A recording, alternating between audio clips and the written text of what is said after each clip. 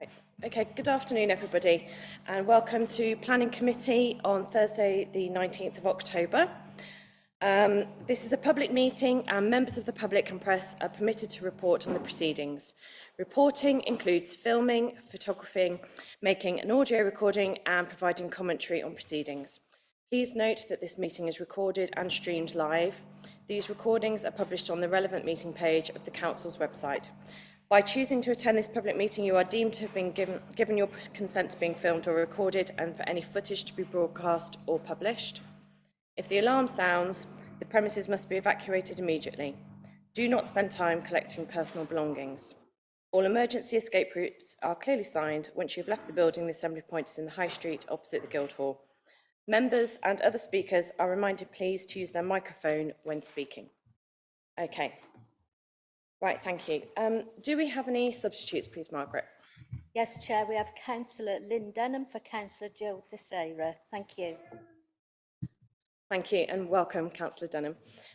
Do we have any declarations of interest from anyone, please?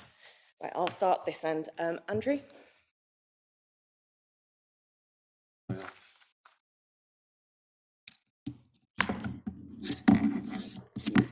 Is this working? Okay.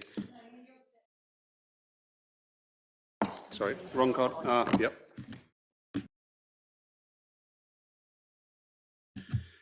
Chair, I feel that I am predetermined relating to item 14 on our agenda, per as well. Yeah, thanks, Chair. Agenda item 14, the 3G artificial pitch.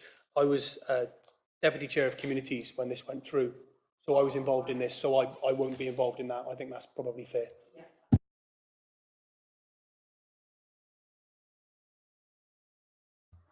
Yeah, thank you. Yeah, myself and the Liberal Democrat group at the City Council were strongly opposed and voted against the Purdiswell AstroTurf motion when it came forward.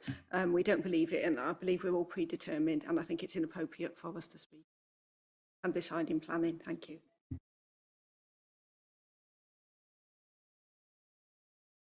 All three of you will be able to leave after the item, the last item. Okay, right. If we just go through the minutes of the previous planning committee, this was the 21st of September. So for all members that were here, I'm going to go through for it page by page. If we start with page 1, 2, 3, 4, 5, 6, 7, 8, 9,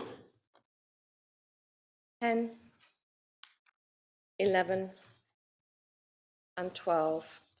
Thank you. Those were long minutes, weren't they? Thank you. Thank you very much. So everyone's happy with those. They're deemed to be correct record. We've also got the minutes of the Conservation Advisory Panel from the 6th of September to be received by this council. I'd encourage all members to read these. I mean, sometimes they have applications in them which come today, and also as members, sometimes there are minor applications that are relevant to your ward as well. Has anyone got any comments on them, or we're happy to note these? Happy to note? Okay, lovely, thank you. We had a site visit this afternoon. It was to, which item was it? Item 12, Drake Avenue, and thank you to all the members who came. I think we found it very useful, so thank you to the officers as well. Do we have any public participation, please, Margaret? There is none, Chair. Thank you. And public representation? Yes, Chair, public representation for agenda items 10 and 11, for which we have a speaker, which is on the screen. Thank you. Okay, lovely. So what we're going to do, members, because we've only got one public speaker, we're going to move that agenda item first so that they don't have to stay for the rest of the meeting. So Nick, I don't know if you want to come forward and so that you're ready to speak after the officer's report. Okay, and Paul, are you doing this? Yes.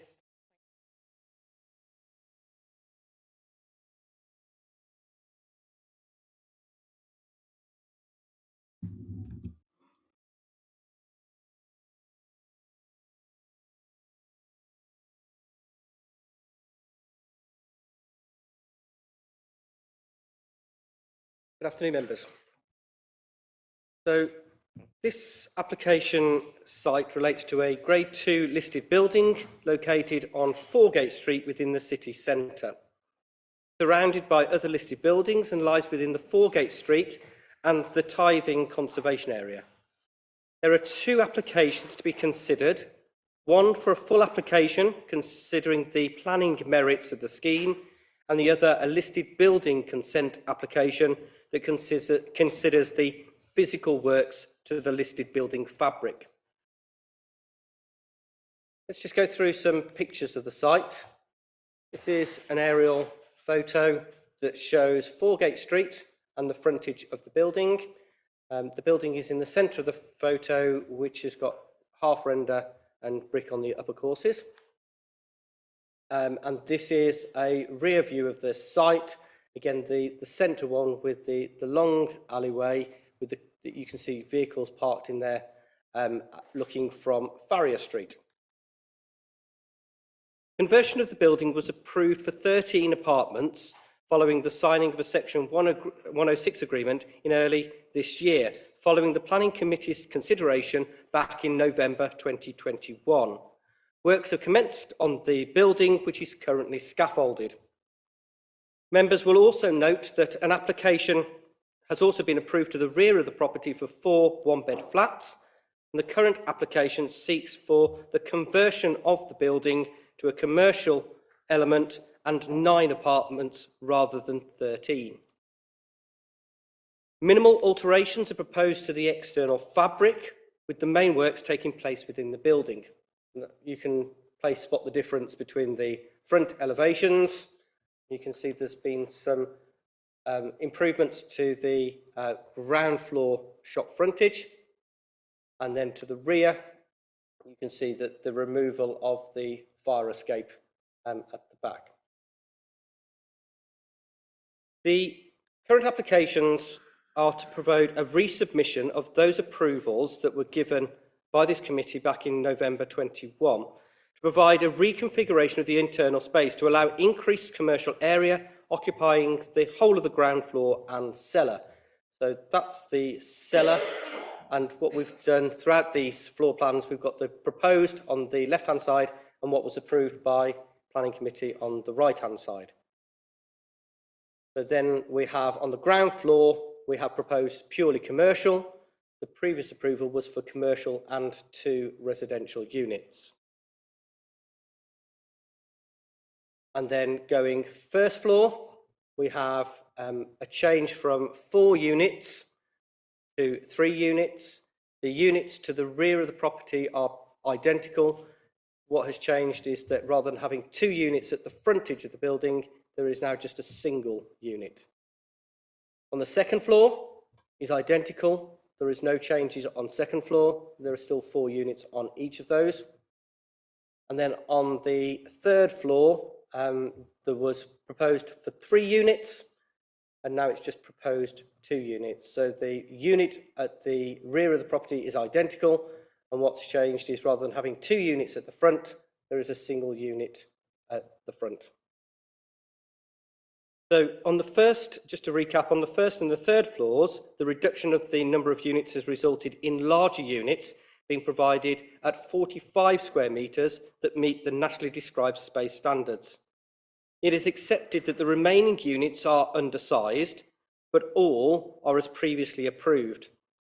Taking account of the previously approved scheme and the provision of the optimum viable use for the listed building, the number of units and their size are considered to be appropriate.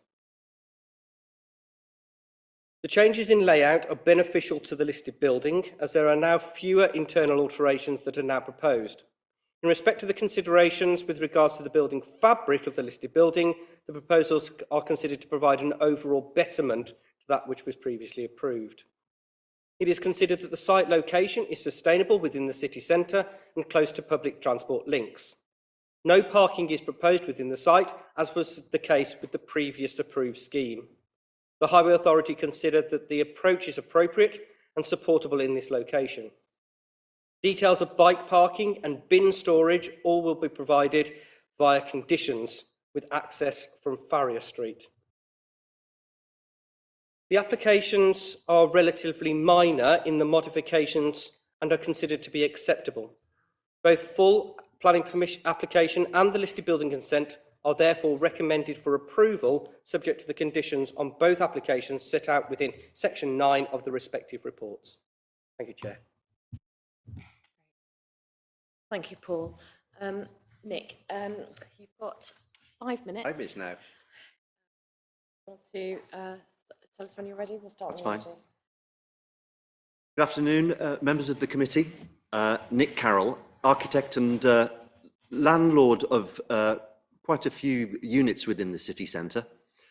We developed the Liberty model, that's the brand name, and you can see that in a very nice coloured building at the bottom of Broad Street, championed by the Civic Society for some reason or other, but there we go. Lynn Denham has even come to see one of the units, because I do like to show people that quality is sometimes not just about space. I'm going to keep my powder dry on that, but I do like to show guys what kind of offering we have.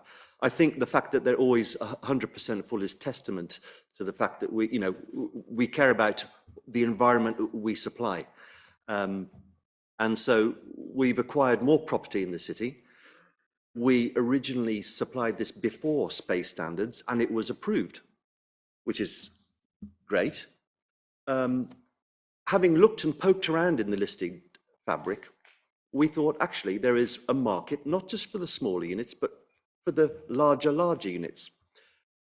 Typically in the roof of this building are some beautiful trusses. It would be a shame from an architect to lose the view of those by stuffing 2 smaller units in, when I could probably, I hope, because this is a commercial decision, make the same money with a larger unit there. And that was the reason for taking the one off the top floor. Ditto, the one on the first floor where you saw 2 replaced. You stood in there, you can stand in there and you see this vast Georgian space, and I'm thinking, sorry, I'm smelling money, just by keeping it as 1 unit and less modification to boot. So in those 2 instances, I think, let's take the 2 out and add the 1. I also don't want, in hindsight, a commercial use mixing with a domestic use on the ground floor. And so the decision was changed. I can increase the size of the commercial use and make a return, because that's, at the end of the day, that's my principle. Not principle, it's one of, unless there was a return, I wouldn't do it. So this was the reason for coming back for this application. Any new proposals are subject to those national space standards. The new properties at the back are up to space standards. I have just ignored the previous approved ones. So I don't think, I'm not telling you what to debate, but the existing approved units are there and they're being built to the point where we have a fallback position. If for whatever reason, we don't like what's before us, we carry on with the 13 and they're slightly smaller. But I would urge, to consider this, actually, this is a betterment. There is a proposal that some of them still don't comply with space standards, but they're already approved. And I just need to try and clarify that in case there's a debate about, oh, but there's a smaller one there, there's a smaller one there, already approved. In what you are debating are the new ones, which are space standards and larger. So I just want to make sure that's absolutely clear before all the fireworks start. Very happy to address any queries related to that. Otherwise, it's exactly the same as before. And I'd welcome any of you guys to come and visit one of our units to see for yourself that, what really can be done if you make an effort to provide a good environment, a quality environment. It's not just about space. That is one determined factor, but maybe in future we'll have a debate about what actually makes for the quality of place in which you live, and not just about the area provided. Thank you. Okay, thank you very much. Does anyone have any questions for Nick, please? Thank you, Chair. Mr. Carroll, you said you smelt money, and that's your prerogative. I have no objection to that necessarily. But on the question of parking, you're providing 9 flats. that's 18 people. Where do they park their cars? 13, and I have approval for no cars. You're about 20 seconds from the train station. Immediately outside is a bus station, and there are car parks within the vicinity, quite a few to boot. So there is no requirement necessary to provide car parking, but what we're doing is urging, which I think is appropriate, young kids to use alternative means. By way of an example, I have 16 flats at the bottom of Broad Street. Only one person will be seen there with a car space. He drives a Tesla, I think, and that's been over 2 to 3, nearly about 2.5 years. There is very little uptake for parking for the kind of people who use these flats, and that's, you know, that can easily be seen down at Broad Street. Poke your head in, it's only me parking there, but only one other person really has ever used that car parking. Very few of them have them, or they're young, or they just don't bother wanting to park there. So there really is no appetite for car parking for the demographic that occupy my flats. Briefly come back on that, Chair. Obviously, that is your experience, Mr. Carroll, with a property elsewhere. But clearly, you must work on the assumption that if there are 18 people, some might have cars. Absolutely. Unless you can provide any evidence that people moving in are not going to have cars, Yeah. they may work and travel from Foregate Street Station. If they can get one, they may get on a bus. Yeah. The fact is, people have cars not just for work purposes, but for leisure purposes, weekends, take their kids out, do the weekly shopping, and so on. So are you saying that you think that the new residents won't have cars because they're not going to do the weekly shop, they're not going to have kids? And you talked about earlier that the size, the super duper size now, so chances are the income bracket may be higher than the ones you're talking about in Broad Street. Yeah, absolutely. But there's never been any children in my units. There is an absolute lack of one-bedroom accommodation in the city. I believe there are 1,500 people signed up with the council looking for single-bed property. There is simply not enough provision because we're providing 2 and 3, and the need gets less as you go down that figure. Predominantly, they're young kids. If they're more affluent, I have a penthouse in Broad Street that is £1,100 a month. That's occupied by a young kid. He can afford it for whatever reason. Never seen I wouldn't let families stay there because they're all one-bedroom units. And it's so well connected in the city centre. You don't, like in London, you don't need a car. Eventually, people give up on that provision because they're connected. If they're living on the outskirts, that's fine. They need to get about. But in the city centre, everything is literally at hand, literally within a few paces. There's no better connected place than Foregate Street there. Really, there's a taxi rank as well.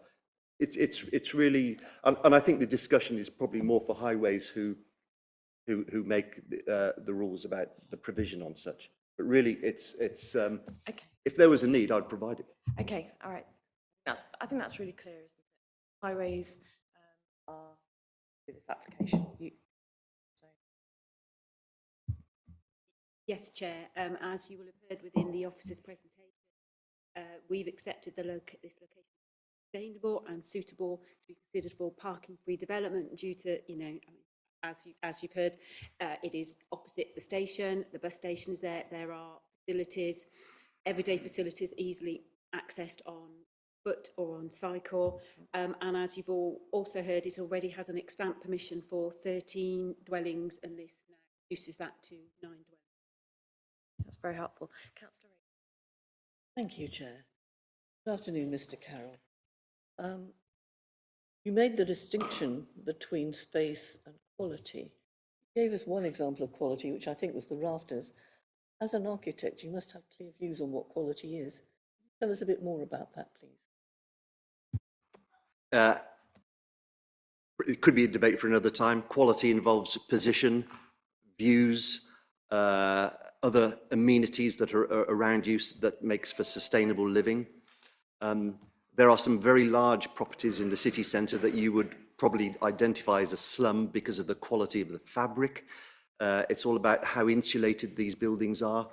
A smaller space can be so well insulated that it reduces the bills to next to nothing for those users. A very large space, if it's uninsulated fabric, can be a burden. So there's lots of multi-layers of what I would consider quality. Space is one of them, no doubt. Sizes of bathrooms. I'm not arguing that principle per se, but I would say that there are lots of many other issues that relate to the quality, and it could be an interesting conversation on for another time on that. Some point, but you are indicating that you incorporated as many as you can. Oh, these yes. Quality. Yes. We're bound now to get an EPC of C in any new building.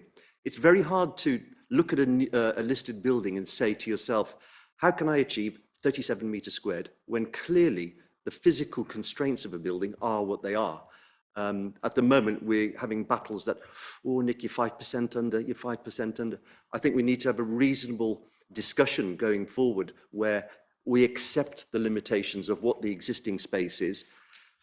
Because if we are too strict on it, that building, like number 151 Broad Street, which is another one we tried to buy, has fallen by the wayside and could remain empty because of the strict adherence to that. And without considering, actually, we're safeguarding a listed building. We are still providing very spacious accommodation. We're providing accommodation that's much needed. We're providing accommodation that's well insulated, even in a listed building.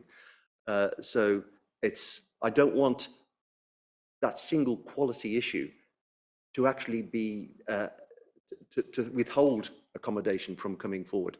But it doesn't mean to say I do respect it. New accommodation, you've got no excuse for not providing national space standards. You haven't. Old buildings, that is where the sticking point might come. You can't simply grab these walls and push them out a bit to make them comply. There has to be some consideration, I think. I've got Councillor Cross and Councillor. Thank you, Mr. Carroll, for your explanations. Another topic relating to quality could also relate to air quality and ventilation strategy, whether purely passive or active, and moisture management. Certainly with more bodies, more moisture. I'd be very interested to hear about your plans for this. Am I on? We are lining the building with corkboard, which is a breathable system. We then line the inside face of that with lime plaster. If those listed buildings don't breathe, unlike new buildings, they will sweat and it will lead to further deterioration. It's also an extremely natural product, is cork. You can also use a fibre hemp board, which has a slightly less ability to insulate. The whole lot is literally 60 mil thick. You don't need to put it on battens to allow it to breathe. That was advised by Paul Collins. And I said, Paul, what is the best way to bring these old buildings back to future-proof them for the future? It's the same with passive ventilation. Open the window, or if it's too noisy, you can introduce a passive air brick system into the rooms, which I don't think you necessarily have to do so here. But it's a vital question that anybody who lines these buildings with Kingspan and the like, yeah, you'll end up with problems. It's good to hear you're receiving advice from Councillor. Thanks, Chair. Hi, Mr. Carroll. It was 3 points that I wanted to mention that were raised by the West Mercia Police, point 9 of our bundle. And they mentioned about how consideration needed to be given to some fencing and gating, I think, to separate the commercial and residential. There was a mention of appropriate lighting near the doors, to do with mail delivery. Yes. And I'm just wondering, have these been considered and addressed? Because I didn't read that they had, but if you can explain that. The division between the commercial and the residential can be shown on the block plan, and there's a 2 metre high wall dividing the two. Never the twain shall meet. The other question was with regard to post. In Broad Street, the postman has access to the main door. Just inside, there are mailboxes.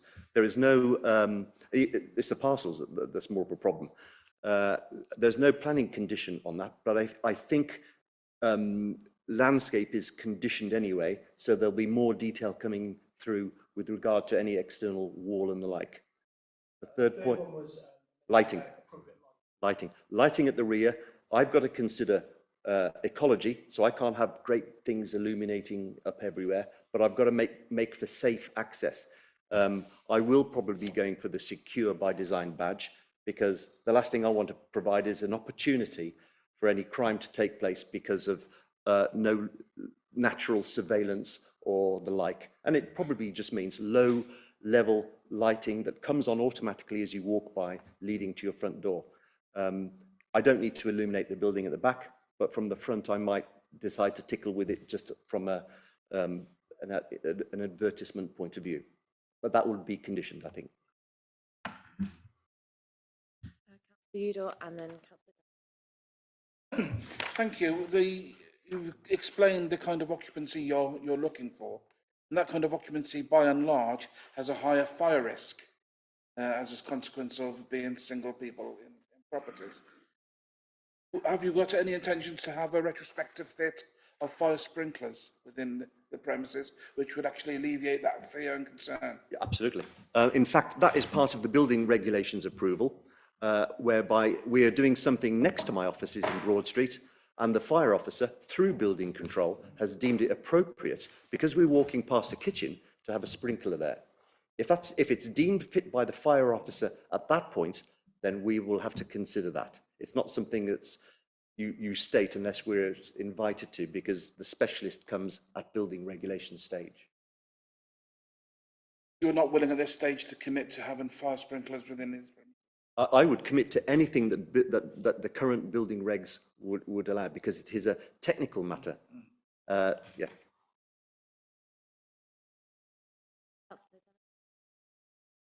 For coming today and for explaining, I think quite clearly, the application. I just wanted to follow up on the sort of crime risk element, because in light of questions, it was to ask, I mean, are you aware that where your property is situated, you're actually adjacent to a bit of the nighttime economy? Tends to be crime risks associated with that, if I put it that way, as to, because no lighting at the back, might be that at the back. Yeah, I agree. More of a crime risk are empty buildings, simply because people can't naturally surveil it, and there is more of a danger in letting the town grow dead. You walk to any area where there's antisocial behaviour, there is somebody not able to survey what's going on. Here, I'm bringing life into the town, including residential life, where at night people look out their windows, ring the police if there's something going on. There is a lot to be said about natural surveillance to design out crime, but you're absolutely right with the lighting. I've got to get that absolutely right, and I'm very happy to have a condition, because I need to work in more detail to get that, perfect, from the back, from the front. There'll also be CCTV as well, which the police have so far come to me 3 times in Broad Street asking for my footage, which is a bit odd, but great. I'm helping the cause on that by bringing in life into the city. And we have got external lighting. Do we have any other questions for Nick, please? Thank you very much for coming. I think everyone's found that extremely. No problem. I'll sit back. Free to go. Does anyone have any questions now for officers or anything they'd like to raise? Anyone got any comments? Oh, Councillor Dunn. Yeah, I just kind of wanted to ask with regard to quality, base standards versus, like, the materials and the fittings, and as a planning authority, to what extent we can specify or condition those things? Through you, Chair. In terms of the space standards, as we set out within the presentation, I think as Mr Carroll has clarified, there is an approved scheme which has the smaller room sizes. This is looking at a change of two of those spaces, which make them space compliant. In terms of how we deal with that and how you will consider that, it's a material consideration for you in terms of the space standards. But then you look at, as I think Mr Carroll was intimating at, that as part of those considerations, you then consider other factors. So one of the other factors is that there's been a previous approval.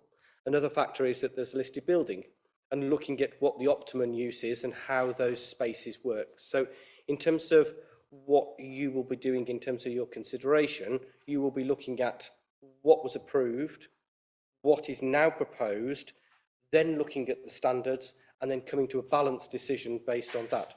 Officers have done that within the report and have come down on the conclusion that it is actually a betterment from the previous approval. So that's why it's recommended for approval on this basis. And we've got the separate listed building consent, which will be looking at the details of material. That will be looking at the details to the fabric of the building. So Cleary? Thanks, Chair. For Mr. Round. In your introduction, you mentioned something about fire escape being removed. I'll be honest, I didn't really grasp what you were saying. Could you reiterate what was going on with that, please? Absolutely. Through you, Chair. So at the rear of the property, there is a metal fire escape. That is to be removed. As Mr. Carroll said, that will be dealt with under building regulations. They will look at the space and how people will escape. But in terms of the physical works, actually that's a betterment by removing the fire escape from this listed building. But there will be a fire escape. But, yeah.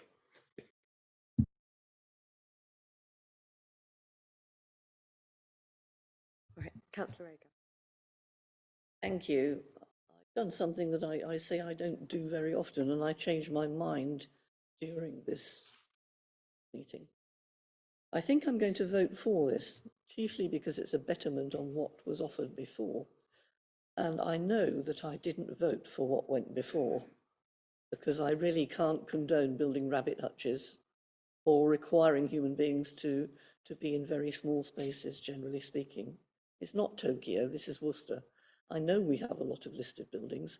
I know there are constraints, and we do need to work with those constraints. But in general, I think there are usually alternatives to putting people in very small spaces. So this is a betterment, and for that reason only, I will vote for it. I mean, this is what I would call a sort of lukewarm approval when I look at the planning balance, but that's where it lies.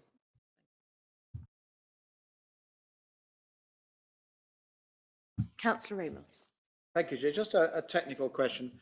Paragraph 7.2, it refers to the previous applications 2100-470, 2100-471. Were those decisions officers' decisions or committee decisions? Through you, Chair, they were committee decisions. It was considered on the 21st of November 2021. Committee decision. Councillor Cross. Yeah, members. Yes, my concerns about size are addressed, as Councillor Ragar has said. This is a betterment. I am reassured by the use of historically appropriate materials, so breathable materials. I know the word breathable is very misused, and as long as the internal finishes on top of the lime plaster are similarly appropriate, so for example lime wash, etc., this is a great benefit. I look forward to understanding more in due course about the actual air management, so active, but I guess that's something that we can't quite, I understand we can't specify what type of air management, as long as the air quality is there, which is covered by building regs. But heat recovery is always a fantastic, it would always meet with my approval, and is laudable. But certainly I'm encouraged, certainly by the avoidance of inappropriate building materials for the walls and for thermal performance. Thank you. Councillor Amos. Thank you. Just a very quick comment. Mr. Carroll quite rightly said he's entitled to say that he smelt money and he's rearranged the application. That's his right. I respect that. I have no problem with that. Equally, it's the job of this committee to consider all the other aspects of the planning application. And I think to go on building more and more residential units in the city centre without parking is simply going to bring this city to a standstill sooner than you think. So if we go ahead like this, that's the consequence. It'll be congestion, it'll be gridlock, and I think we're walking into an abyss on the parking issue because we keep allowing these things. So I will be voting against it. Thank you, Councillor Amos. I mean, what I consider in this location, because the Arboretum goes almost to the city centre as well, is that when you look at the data for car ownership, it falls off a cliff when you get towards the city centre. I've got 90% of people not owning it. That's why in this location, the car club that we've set up in the Arboretum has done so well. So people who haven't got somewhere to store a car, who only use a car occasionally, have access to one. So I'd imagine that these are prime people for joining a car club, which would be great, wouldn't it? Yes, I've got a couple of further questions, if I may, or a question before, depending on others in terms of summing up, or then separately give a view. Under site constraints, paragraph 2.3, it refers to air quality management area at St John's. Firstly, this isn't in St John's. And secondly, my understanding, the whole of Worcester City is now an air quality management. So that probably needs correcting within. Through you, Chair, it's absolutely correct. I think that's picked up a wider constraint because the way that the constraints are mapped within our own system is that there are in areas, but I'm not sure where the St John's area element has come in. You are correct that the air quality management area is the whole of the Worcester City boundary. Yeah, within that there are, as we have some measures and we'll be having more, there are areas that are worse than others, but the principle for here. Then my other question is with regard to the conditions. So the conditions that we have before us today, are they the same as the ones that were attached to the approved application, the one from last year, or are there additional conditions? Through you, Chair, I haven't done an exact comparison. What we have done is looked at the previous conditions and updated them to our current position and the current considerations. So as I understand it, there are additional elements that are included and the conditions have been refined to make sure that they are more detailed in terms of catching elements that we would normally wish to catch at this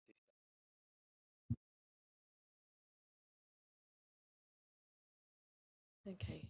Do I have any other questions? So I'm hearing a mixture of views here. Some members are supportive. Alan, you've spoken against it. I don't know whether we want to first of all go with the officer's recommendation and just debate whether we've got enough support for going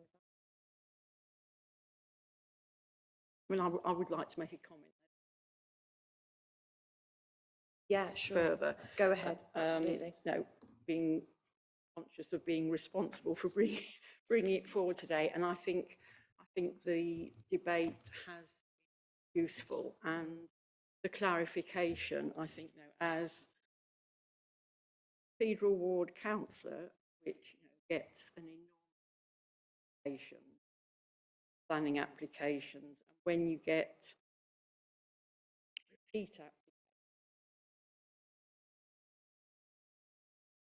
difficult to work out when you're just looking at it, possibly late at night, actually work out the detail of it. The debate about size and quality is really, really, really important. Fully aware that the city centre that is providing valuable housing is bringing buildings in use, the applicant might provide a very high quality, but that doesn't mean to say it does. Hence my question in terms of being able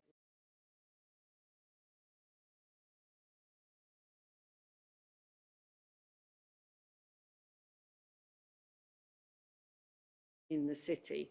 The explanation in terms of exactly what we've got in front of us today is really helpful. So, you know, from having 9 tiny bed sits, we are actually approving is convert 4 of those into bigger spaces.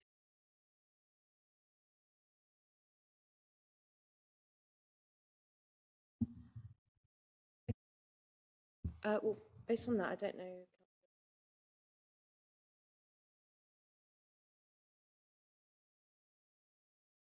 But they're happy to propose.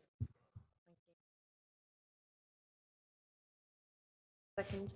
Okay, so are we okay to do a vote on that basis then, with the conditions that are, we haven't amended any conditions, so on the basis of the officer's report and recommendation?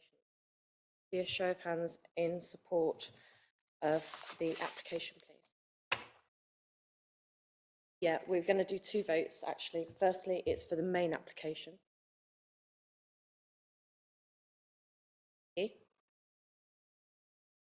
And then we'll also need to do it for the, of course, yeah, sorry. Are you abstaining or are you objecting? You're objecting. And then we've got the heritage application, which is, so we need to vote on that as well, please. So all in support of the heritage application? The listed building consent, yeah. Any abstentions? Objections? Thank you, Councillor Amos. Consistency is very good. I like that. Thank you. Okay, great. So that has passed. Both of those have passed. So that was items 10 and 11.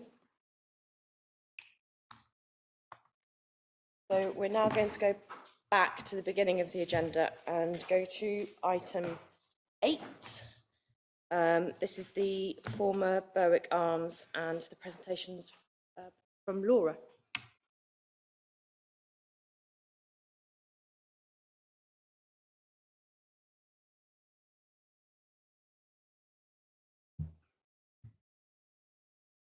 Thank you, Chair. This application is for full planning permission for a change of use of number 250 Bath Road to a 3-bedroom HMO, use class C4. One of the site's former uses was a pub known as the Berwick Arms. However, in 2013, planning permission was approved for its change of use to a 4-bedroom dwelling house. During the course of the application, the proposals have been revised from a proposed 8-bedroom sui generis HMO to a 3-bedroom C4 HMO. Initial concerns were raised by officers with regards to the proposed 8-bedroom HMO relating to parking and the overdevelopment at the site. The agent then decided to amend the proposals to 3 bedrooms. As you'll see on the first slide, this just shows the location on the corner of Bath Road and Sandy Street, outlined in red. Now an aerial satellite perspective of the site with 250 Bath Road, the white painted building on the corner. Now looking at the site photographs, as you can see, 250 Bath Road has a large frontage with bay windows to the ground floor. The property also sits above street level from Bath Road. Now looking down the side of the dwelling with its side elevation facing Stanley Street. Now looking down past the property along Bath Road.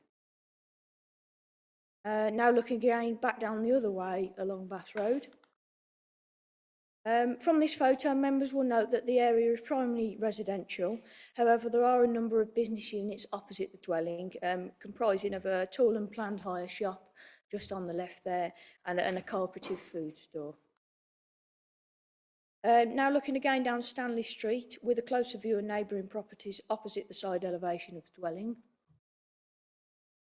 Now looking the other way back out towards Bath Road from Stanley Street, as you can see, the dwelling has been previously extended to the rear. The site also benefits from existing parking for 2 vehicles to the rear of the two-storey extension. Now looking just towards the rear courtyard area. Now moving to the existing proposed block plans, you will see the vehicular parking and bin storage remains the same, consists of 2 parking spaces. The proposals, however, now include cycle storage for 6 cycles. The Highways Authority have commented on the revised 3-bedroom proposals, stating that they have no further objections. Conditions have, however, been recommended to ensure that further details of proposed cycle storage are submitted to ensure that they are secure and accessible. Now looking at the existing and proposed ground floor plans, the layout here remains the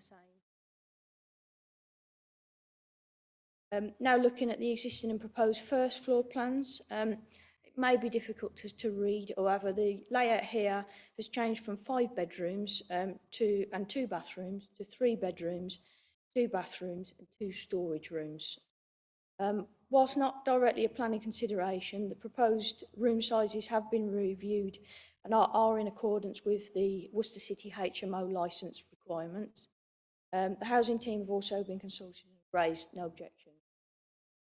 Further clarification has been provided by the agent to outline exactly how the proposed storage rooms would be used.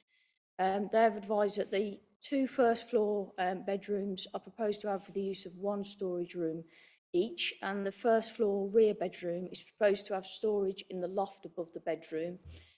Each bedroom is also proposed to have 1 bathroom for their sole use, with the rear bedroom having its use of its own ensuite. There have been no neighbour comments or objections received during the course of the application. The application has been called in by Councillor Denham. The concerns originally raised regarding the 8-bedroom HMO related to the principle of development, local objection, overdevelopment and appropriate of the use of the site as a HMO. Following the amendment to the proposals to a 3-bedroom HMO, Councillor Denham has raised no further concerns but considered that the revised proposals may be an improvement on the original application, but felt it would be useful to have the application considered by committee, relevant policies discussed. As detailed in section 6 of the report, a number of neighbour objections, just like to correct what I said before, there have been neighbour objections received and they are in the report. These are both relating to the 8-bedroom property and the 3-bedroom proposals. A number of these relate to the concerns also raised by Councillor Agar, parking, highway safety, existing and proposed potential antisocial behaviour. These concerns have been considered throughout the officer report. Members will also see that there are a list of recommended conditions and advisory notes that have been recommended to mitigate any potential impacts of the HMO. So these just relate to condition restricting the addition of any new bedrooms at the HMO, further details of the cycle parking, details of EV charging facilities, the removal of PD rights, HMO management plan and a landscaping scheme. So the accompanying report is covered all the relevant issues and is taken as read. For the reasons set out in section 8 of this report, officers have concluded that on balance, taking into account all material considerations, submitted proposals are considered to be acceptable, subject to the recommended conditions set out in section 9 of the thank you, Laura. Anybody got any questions, please? Councillor Amos. Thank you, Chair. Could I draw the officer's attention to paragraph 7.43 and get an answer on that? It's a bit, slightly unusual. They asked for an 8-bedroom HMO. Now they're prepared to accept a 3-bedroom HMO. Of course, my suspicions are aroused as to what they're going to do with the other 5 bedrooms. And what they're going to do, obviously, is use them as an HMO without planning permission.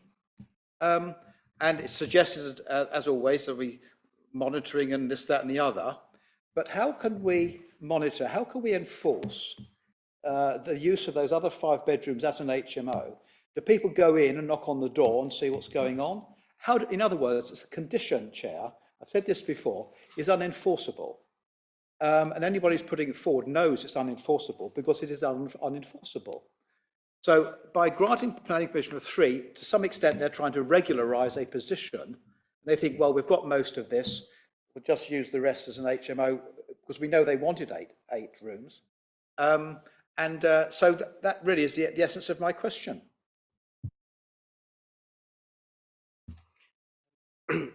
Thank you, and through you, Chair, thank you for the question. I'll pick that up. In terms of the condition, you'll notice that there's a condition being proposed at condition 3, which limits the number of bedrooms. In terms of the enforceability of it, because it has that condition, and it will be something the planning permission will be highlighted to the housing team, as part of the housing process, which I'm sure members are aware of, they will need a licence, and the licence specifically sets out the number of bedrooms. The licence will tie up with the planning permission. In any event, should any concerns be raised that this is more than a 3-bedroom property, there is the condition there which is enforceable, and a breach of condition notice could be served should it be shown that that was a breach of condition. So we are satisfied that it is an enforceable condition, not only from a planning point of view, but also from a housing point of view. Thank you, Paul. Councillor Cleary? Yeah, just to follow up on that, Chair, to Mr. Rank, what is the actual enforcement? If we are to enforce it, what is the enforcement? Because there could potentially be 3 tenants living there quite legally according to the rules. What happens to them? Because my understanding of enforcement is everyone goes, shut it down. That would be how I would fix it, but obviously that's not how we fix it.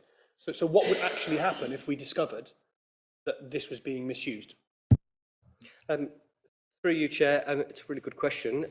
What is really important is that we have the proposed layout, and should this application be approved today, we have an approved layout. So in terms of any notice, say it was not used in accordance with the approved layout, there would be a requirement to return it to that approved layout. So if there were 3 tenants that were legitimately in those rooms that are shown as bedrooms, they would be able to remain. What would be required is if anybody was using, say, the storage rooms as a bedroom, they would be required to be vacated and returned to storage rooms. I've got Councillor Udall, please. I'm sure I've read it and I can't find it as I'm looking through the papers again. Reference to the size of the outdoor garden space. Exactly how much space is available for outside recreational use by the residents of this property, if we give it consent here today, and is that space adequate for the needs of the property, bearing in mind that they are compelled to stay within the premises for long periods, and it's a main artery road at the front. An opportunity to have some fresh air, I think, would be reasonable. So can we have some details on the space available? Yes, this is covered in paragraph 7.22. So the level of outdoor space for the future residents is 62.7 metres squared. In terms of a 3-bedroom, in terms of the requirements under the design guide, for a 3-bedroom dwelling, it's 20 square metres per bedroom, so it would come into it 60, would exceed the requirement.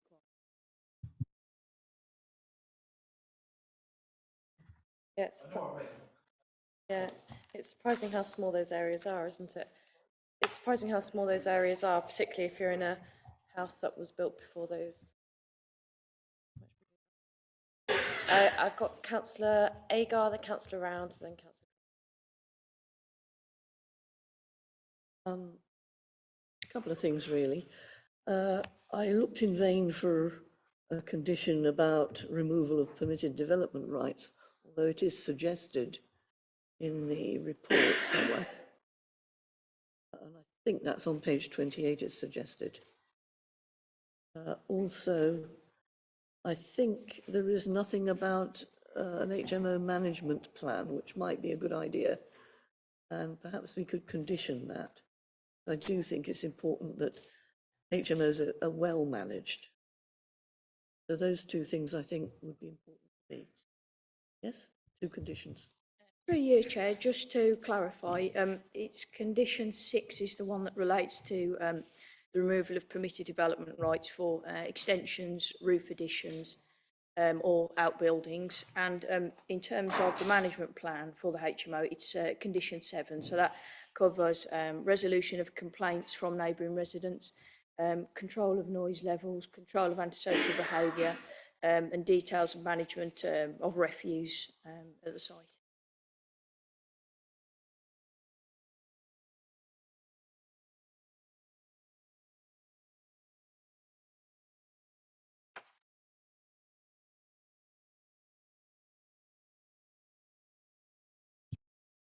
Yeah, Councillor Agar, I think the agenda item 9 is stapled to agenda item 8. So what you're looking at is page 32. That's right, I pulled mine apart. So page 32 are the conditions for this application. Okay, Councillor Round, please. Thank you, Chair. Looking at the proposed new internal layout and the description that these rooms that are not HMO bedrooms are going to be used as storerooms, is it not a little bit odd that these rooms have doors accessing them from the hall?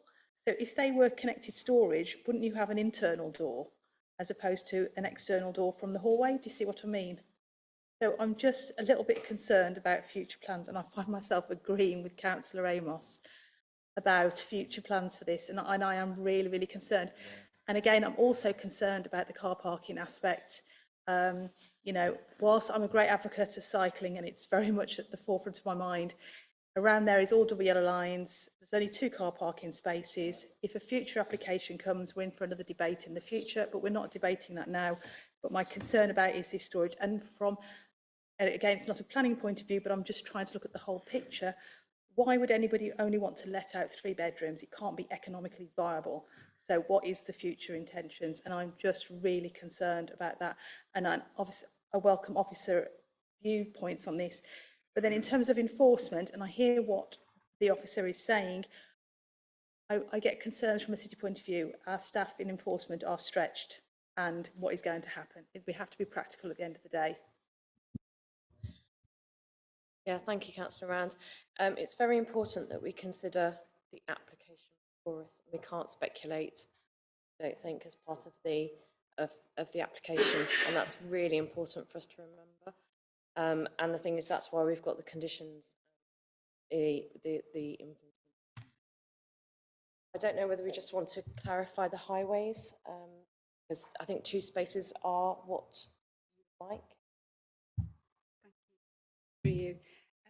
Like your officers, we also had concerns when with the original proposal for an 8-bed HMO, and we recommended that be refused because there was insufficient parking. This proposal, however, is 3 bedrooms with 2 parking spaces. I note the concerns that you have, but as you've already heard from the officer and from Chair, we have to base our comments on what is before us, and that is a 3-bedroom HMO.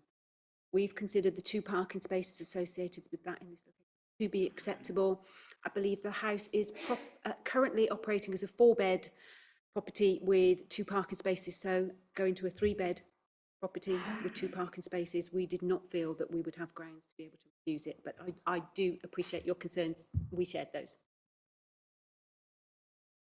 Yes, please, Paul. Through you, Chair, just picking up on the comments in terms of the storage space, and I think in an ideal world, it would be perfect to be able to have the door. The difficulty with the internal layout is, as you can see, that the chimneys come through. There are 2 chimneys that come through in the centre, which make it very structurally difficult to be able to install doors. So actually what they've done is retained the main internal layout as they are. So it's just the easiest way to do that. There's nothing wrong with that. You know, whilst we might have some preference to be able to future-proof it, as the Chair has said, what we are considering is what is before us. we feel that it is acceptable and that it is enforceable in terms of the conditions that have been proposed. So it's one of those things that, yes, there might be a better way of doing it, but actually there's nothing wrong with what has been proposed. Councillor Cleary, please. Thanks, Chair. I think it was obvious the first time I spoke that I'm uncomfortable with this. I can't see this remaining as a 3-bedroom property. But there is something that caught my eye on page 33, point 9 in page 33. And I don't really know how this would work because I don't think I'm going to support this application. But in the event that it is, I would question, why is there a maintenance plan for 5 years with regard to the garden and watering and weed control and trees and whatnot? Why isn't there a maintenance plan in perpetuity? In a sense saying, well, you're the landlord, you're responsible for this every year for the length of time that this is an HMO, rather than a 5-year period. That seems a bit odd to me, but I mentioned that on the proviso that maybe the committee is going to accept this. I personally am uncomfortable with it, but if the committee's going that way, I'd like this to be changed to in perpetuity rather than 5 years. Does that make sense? Through you, Chair. It's a really good question. In terms of the 5-year maintenance, it's been established with case law that the government have set out what, in terms of their guidance and their stipulations in terms of conditions. It goes back to quite an old circular, which is now into the planning practice guidance, which stipulates that the maximum amount of time that you can establish for landscape maintenance is 5 years. So that's why you end up with a 5-year maintenance. And what that does, it allows for establishment. What it doesn't do is then go into a maintenance. If the committee felt that that was an important element, an additional condition could be applied for a maintenance plan beyond the 5-year period, but that would be something for consideration for as part of the overall balance.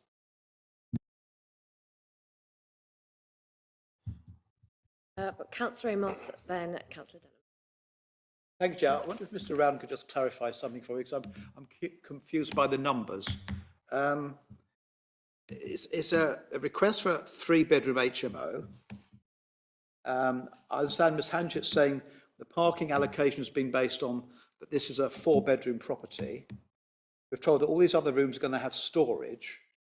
Can somebody just clarify on what basis has the parking been decided? How many bedrooms are in this property? And after they've converted or whatever they're going to do internally to make 3-bedroom HMO, how many other bedrooms are left? Because I'm not sure what this is going on. I mean, one of the residents, the objections, has said it's already being used as an HMO anyway. So obviously there is no enforcement going on, and there won't be when it's converted beyond 3 bedrooms. So can we just clarify all this, please, Chair? I'm getting a bit confused. Thank you, Chair. If I clarify on what basis we've made our recommendation, it is on the basis that they are proposing a 3-bed HMO, and that's what we've done our assessment on, the fact that it is proposed to be 3-bed HMO.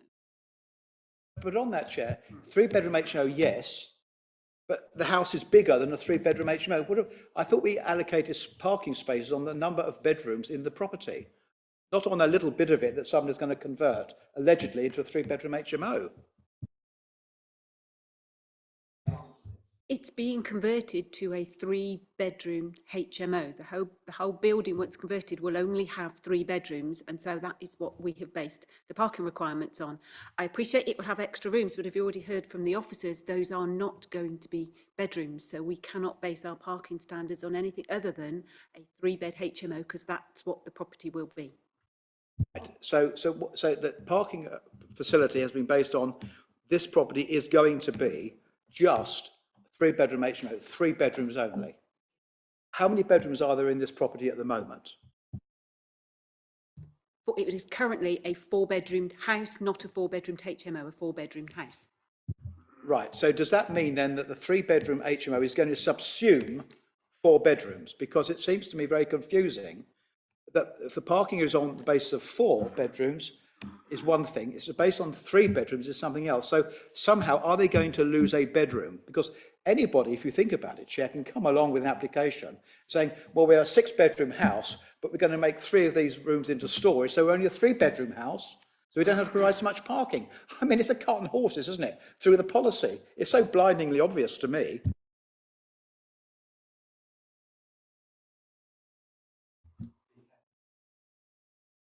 Well, through you, Chair, I was just going to refer members back to page 27, which sets out the layout.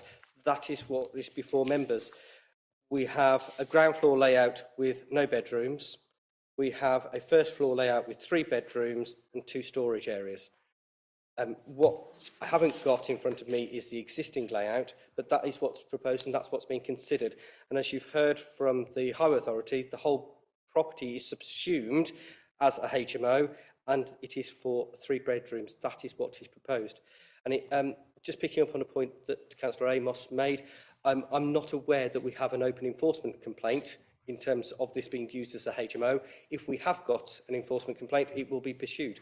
But as far as I'm aware, we haven't got a current complaint that we are investigating. Just one final point, if I may, just indulge me. So it's just around saying that under planning law and planning regulations, if somebody has for example, in this case, a 4-bedroom property, and they say they're converting it to a 3-bedroom property, in other words, they're losing a bedroom, then their requirement for parking is reduced. Because this is the first time this has happened. It always goes upwards. Now we're saying a 4-bedroom property can lose a bedroom. They can use it, of course, as a bedroom, because nobody's going to check up. And then so they don't need to provide so much parking. I mean, it's a developer's charter, seems to me. Through you, Chair, I'm not sure that it needed a comment in response, but in terms of where we're at, it is something that happens, particularly with domestic properties. If, for example, there is a 5-bedroom property and they wish to have a larger bathroom, there is a bedroom that is taken away. When we then look at any parking requirements, we base it on the lesser number of bedrooms rather than the upper number of bedrooms. So it is something that does crop up from time to time. It's not a normal thing because most people want to increase the number of bedrooms, as Councillor Amos is fully aware. So it is something that is different for this committee to consider, but it is something that does happen. Okay, Councillor Denham, please. Yes, I just want to ask, if we refuse this, what is the fallback? I'm very familiar with this. I used to live further down the road on Bath Road, and I remember it when it was a pub. Now, you know, that pub site has been substantially built on. And that's the problem. Anyway, my question is, what is the fallback position if we refuse it? Through you, Chair, I'm happy to pick that up. In terms of what the lawful use is what it's been approved for, which is a 4-bedroomed residential property. Do I have any other questions? Oh yeah, Councillor Cleary.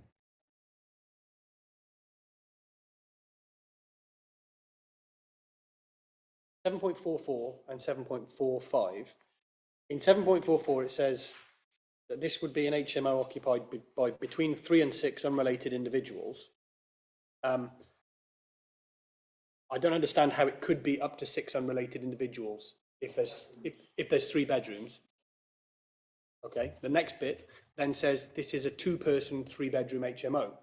Now, does a 2-person 3-bedroom HMO, which is what the agent has described it as, does that mean 2 persons in each bedroom? That's what it means. So my query is, why does it say it's up to 6 unrelated individuals? This is what I don't understand. If this is a 3-bedroom HMO, surely there are. There we go. This doesn't, for want of a better expression, this doesn't pass the smell test for me. And I don't trust this application when on one page it says up to 6 unrelated individuals, but they're in 3 bedrooms. Sorry, no. Through you, Chair, I think you're correct. You worked out the answer yourself. The phraseology that we've used in 7.44, I don't think is helpful. And I think I can see how it could be confused. The phrase is, if I can do two phrases, it can be occupied by 3 unrelated individuals or 6 people that would be unrelated couples. Correct. So I think what we've tried to do is do a single sentence for brevity, and all that's happened is that it's caused slight confusion. So apologies for that. That makes sense, thank you. Councillor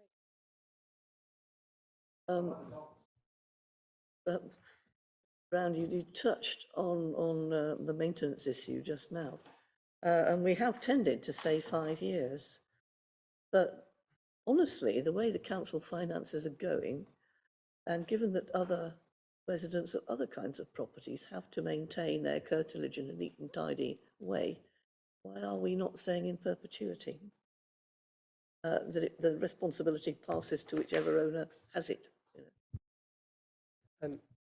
Through you, Chair, again, as I think it's something that if the committee felt that was important as part of their overall decision, it certainly could put a condition on requiring that a management or maintenance plan is submitted to the council for consideration, and that would be part for the landlord then to be able to provide in terms of the maintenance. That would certainly be something within your gift if you wish to impose that as an additional condition.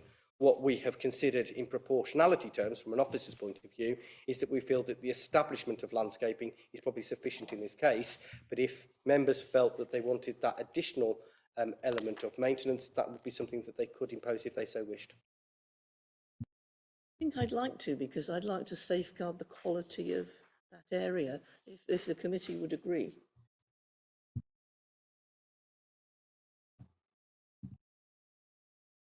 So through you, Chair, what I would propose is that condition 9 is amended so that a schedule of maintenance including watering and the control of competitive weed growth for a minimum of 5 years from first planting, and then maintenance for future years is included as part of that schedule of maintenance.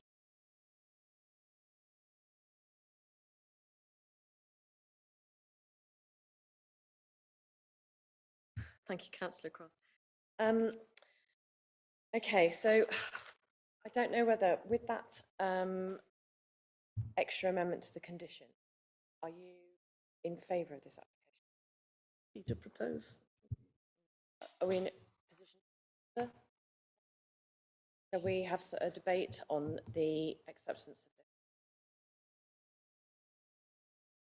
Further to the... Well, it's the recommendation of the officers. We can vote. Yeah, I have to. Okay, all right. So if we go to a vote with the amendment to 9, for the change of use from residential to HMO 3. Have votes in.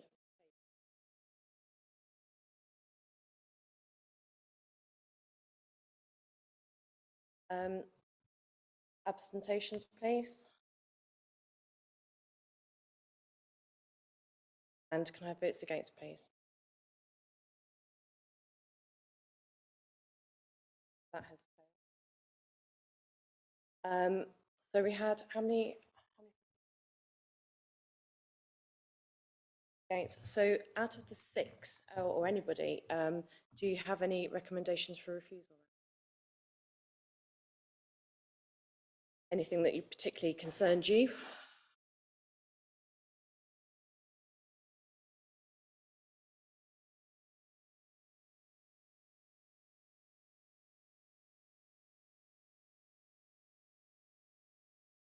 Along with all my other concerns, whether that can be a reason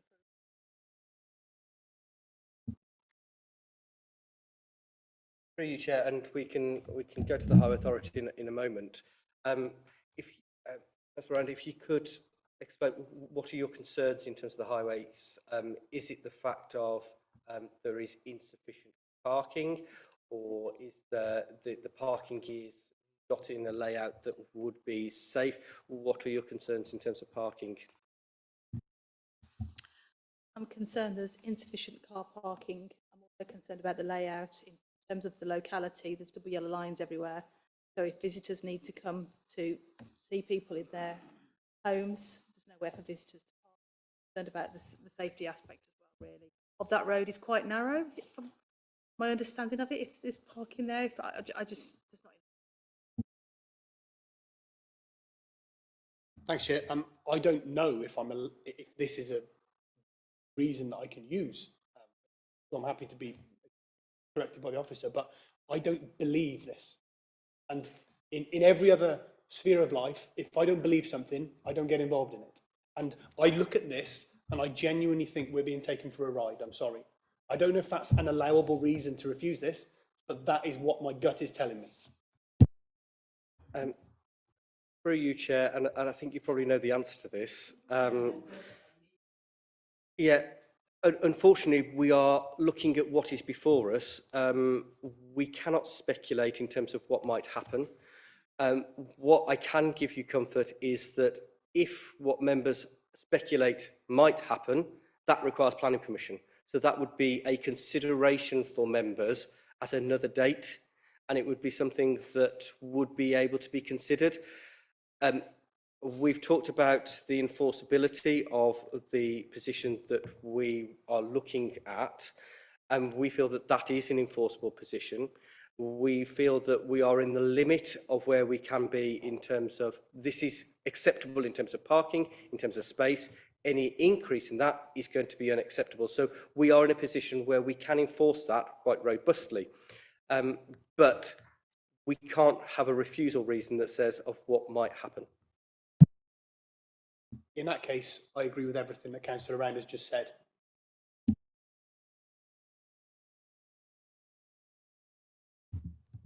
Thank you, Chair. Yeah, I hear what you're saying. I mean, you have our recommendation before you that we have considered that 2 parking spaces for a 3-bed HMO meets the standard, and it is acceptable in that location. And it is based on I know members have a concern that it's not going to be a 3-bed HMO, and if it were to have more bedrooms, you've already heard from myself that we recommended refusal to that because more than 3 bedrooms, it would not have sufficient car parking, but 2 spaces with 3 bedrooms is, in our opinion, acceptable. Councillor Udall. This is an attempt by me to be helpful. I know that's an unusual concept for some people to grasp, but it genuinely is. In the past, I'm aware that we have approved applications such as this on a time-limited basis for a period of a number of years, 5 years, then seek the applicant to come back. Is that something which we could do on this occasion to see what the consequences would be after 5 years of occupation and to see whether there is a necessity for a planning application to then be resubmitted to make it permanent? It's probably completely out of order and not acceptable, but it seems to me as an opportunity for a compromise here that allow this to proceed for 5 years, 10 years or whatever, and then seek permanent consent thereafter. Through you, Chair. Temporary planning permissions are something that can be considered. They are considered normally on the basis where there is either that the planning authority do not wish a certain thing to continue, so temporary buildings. In terms of uses, there is the opportunity, if members felt that there was a concern that they wish to see in terms of the level of activity, or whether that would be something appropriate. It is something that you can consider as part of the overall balance. So it's not something that is completely out of the question. It's not ultra vires, so that it wouldn't be something that is illegal for you to do. But what you'd have to demonstrate is the reason why you wanted to go through a temporary planning permission and set out a suitable level of a period of time that would allow the developer to consider that it was a reasonable amount of time before it reverted back, given the level of work that would be required to convert this property based off having to revert that back. So it is something within your gift if you wish to consider that as an option. So if I proposed, for instance, a temporary application for 10 years on the grounds of the importance of the structural integrity of this building, I don't know, I'm thinking off the top of my head. I'm sure you could think of some better reasons, which you could advise us upon. That would be a perfectly legal situation, which we could actually do, and seek the applicant to come back in 10 years' time to make it permanent. So, obviously, some people are not looking very happy, but it seems as if it's an option. Through you, Chair, obviously it's something that would need to be at a very last resort. A 10-year period, I think, would be something that would not be acceptable because you're establishing a position for a fairly long period of time. In terms of if members wish to look at this in more detail, it could be something that if members wanted to defer it so that there was more detail in operated in terms of the 3-bedroom property, and to consider a site visit and a visit within the property so that you could see the layout, that would be something that may be something that you could consider. And I know we've deferred an application previously for a site visit. That might give members the comfort. Obviously, the temporary permission is something within your gift, but you'd have to be able to justify it possibly, and with built development, it becomes very difficult to be able to do so.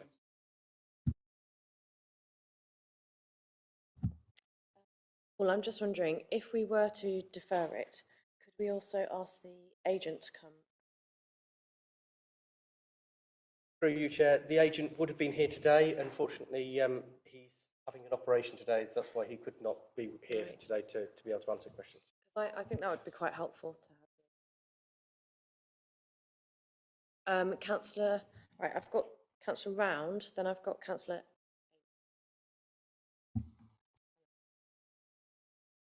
Just going back to respond to highways, being no disrespect to highways at all, but if this is 3 bedrooms and therefore there are 3 couples, that's potentially 6 cars. And I know it meets the standards, but back in my world, that it just doesn't meet my standards and the standards that I think that the residents nearby will be happy with. I'm not happy to go with this at all. I'm not happy to consider any deferment. We're here to make a decision today, and I don't think that anything that can be said can change my mind. No, and it's not like it's marginal or there's any discussion. There's a number of members here who have objected to this application. We need to come and consider a reason for our objection. Thank you, Councillor Round. Councillor Ramos. Thank you, Chair. Councillor Round's entirely right. It's not a question of deferment. We have made a decision. That decision can't just be brushed aside as though it hasn't happened. It wasn't a marginal decision, it was a clear decision. So I would raise a point of order if there's any attempt to change that decision. The discussion is the grounds on which members have voted to refuse it. Officers have heard the discussion, and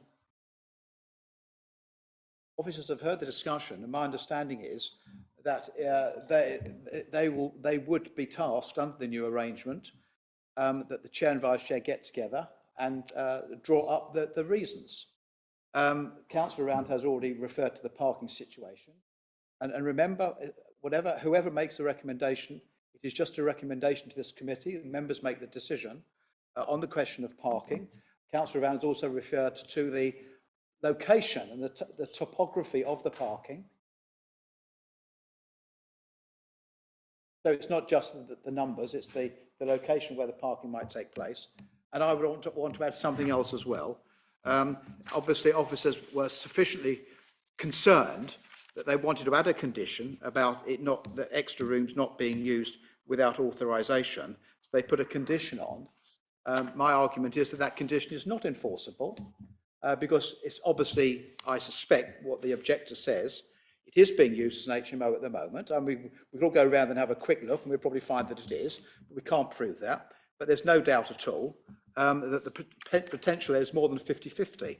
And therefore, to put a condition on that's not enforceable is not acceptable. But at the end of the day, Chair, we have the new arrangement whereby the Chair and Vice Chair get together, formulate the precise wording for the objections, and that is the decision. And that's what's should be on the decision notice. So we don't have to be here all evening to discuss it. Through you, Chair, in terms of what members need to be considering in terms of a reason, whilst the final wording can be agreed through Chair and Vice Chair, members need to be satisfied with the reason that is put forward, and they need to vote on a specific reason. Unfortunately, it's not acceptable to be able to just put a topic and then ask for officers to go away and create a refusal reason. I understand the concern in terms of parking, and I'll come back in a few moments to be able to offer something that might be of concern. What I would highlight is that you'll be aware that there is an adopted document which we use, which is the Streetscapes Design Guide, which details out the parking levels. And just for comment, and this isn't by any means trying to persuade any member either way, but just so that members are aware as part of the full debate, in terms of HMO bedrooms, it goes up in a scale from 4. So unfortunately, it doesn't cover a 3-bedroom HMO. But in terms of 4-bedroom HMO, it is for 3 spaces. A 5-bedroom HMO is 3 car parking spaces. A 6-bedroom HMO is 3 car parking spaces. And a 7-bedroom HMO going forward plus is 4 spaces. So in respect of that sliding scale, there is never a position in the adopted document that provides a full car parking provision for all of those bedrooms. So what the Highway Authority have done is taken that sliding scale downwards and have gone, rather than 4-bedroom space, a 4-bedroom HMO to 3 spaces, they've gone for a 3-bedroom property to 2 spaces. And what members will need to be able to demonstrate as part of the debate is that why this specific location is so difficult in terms of parking that it requires a greater number than would be required as part of the standards. I just respond to that then, Chair. I mean, I have sat through this the number of committee meetings where the Highways Authority have come to this meeting and have actually told us that they're not objecting. So, Chair, what I'm saying is I've sat through a number of meetings, and Ms Hanchett will confirm this, where Highways have recommended something which is against the provision of the Streetscape Design Guide. They have done that. It's gone against their own guide, but there were special reasons. There were unique situations. And it's not just one, it's a number of occasions where, and I helped to draw up the design guide, so I know what's in it. And therefore, I get annoyed when Highways come along and recommend something against that design guide. Now, all of a sudden, it's sacrosanct, it's set in stone. So I'm just applying the rules that Highways have applied in the past. If it goes against the design guide, there are special exceptional reasons, as there are here. Thank you. If I just move on to Councillor.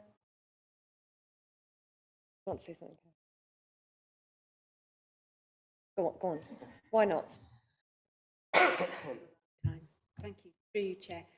As I said, I don't know if this is going to be helpful, but obviously when making our recommendations, we have to have the NPPF in mind always. And paragraph 111 of the National Planning Policy Framework says development should only be prevented or refused on highway grounds if there would be an unacceptable impact on highway safety, or the residual cumulative impacts on the road network would be severe. So I think you will need to identify that within your refusal reasons, if that is your concern.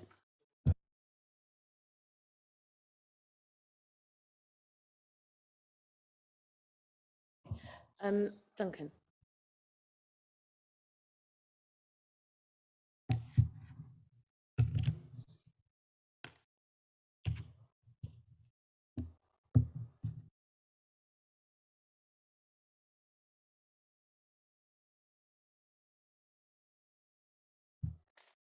Thank you, Chair. Through you, members of the committee, I think the difficulty that you face with this application is trying to identify very clear conflict with either national policy or local policy. But it's very understandable the concerns that you have about the potential impact of this use of this building. But I do have some very serious concerns that of everything that you've been discussing so far this afternoon, think in the event of an appeal, it would be incredibly difficult to substantiate a refusal on the grounds that so far. And to go further than that, I think there is a significant risk that an appeal would be allowed and costs may be awarded against the council for what in planning terms would be unreasonable behaviour. That's not to say that I don't understand all of the concerns that you've raised. So you could perfectly well go on to make a decision on this application. But my concern is that whatever that decision might be, it might not be the best decision that you might be able to arrive at either way. And that's why I think the suggestion that you heard from Mr. Round earlier, that the application be deferred, it's not something you would want to do regularly, but that may be a prudent thing to do in this case, so that the applicant could be asked to provide you with some further information in respect of concerns that you've raised, particularly around the use of those rooms in the building that are currently annotated as storage. So having listened to your debate and the concerns that you've raised, that would be my recommendation also. Thank you, Chair. I've got a number of councillors who want to speak. I've got Councillor Denham, Councillor Smith, Councillor Udall. No? Okay.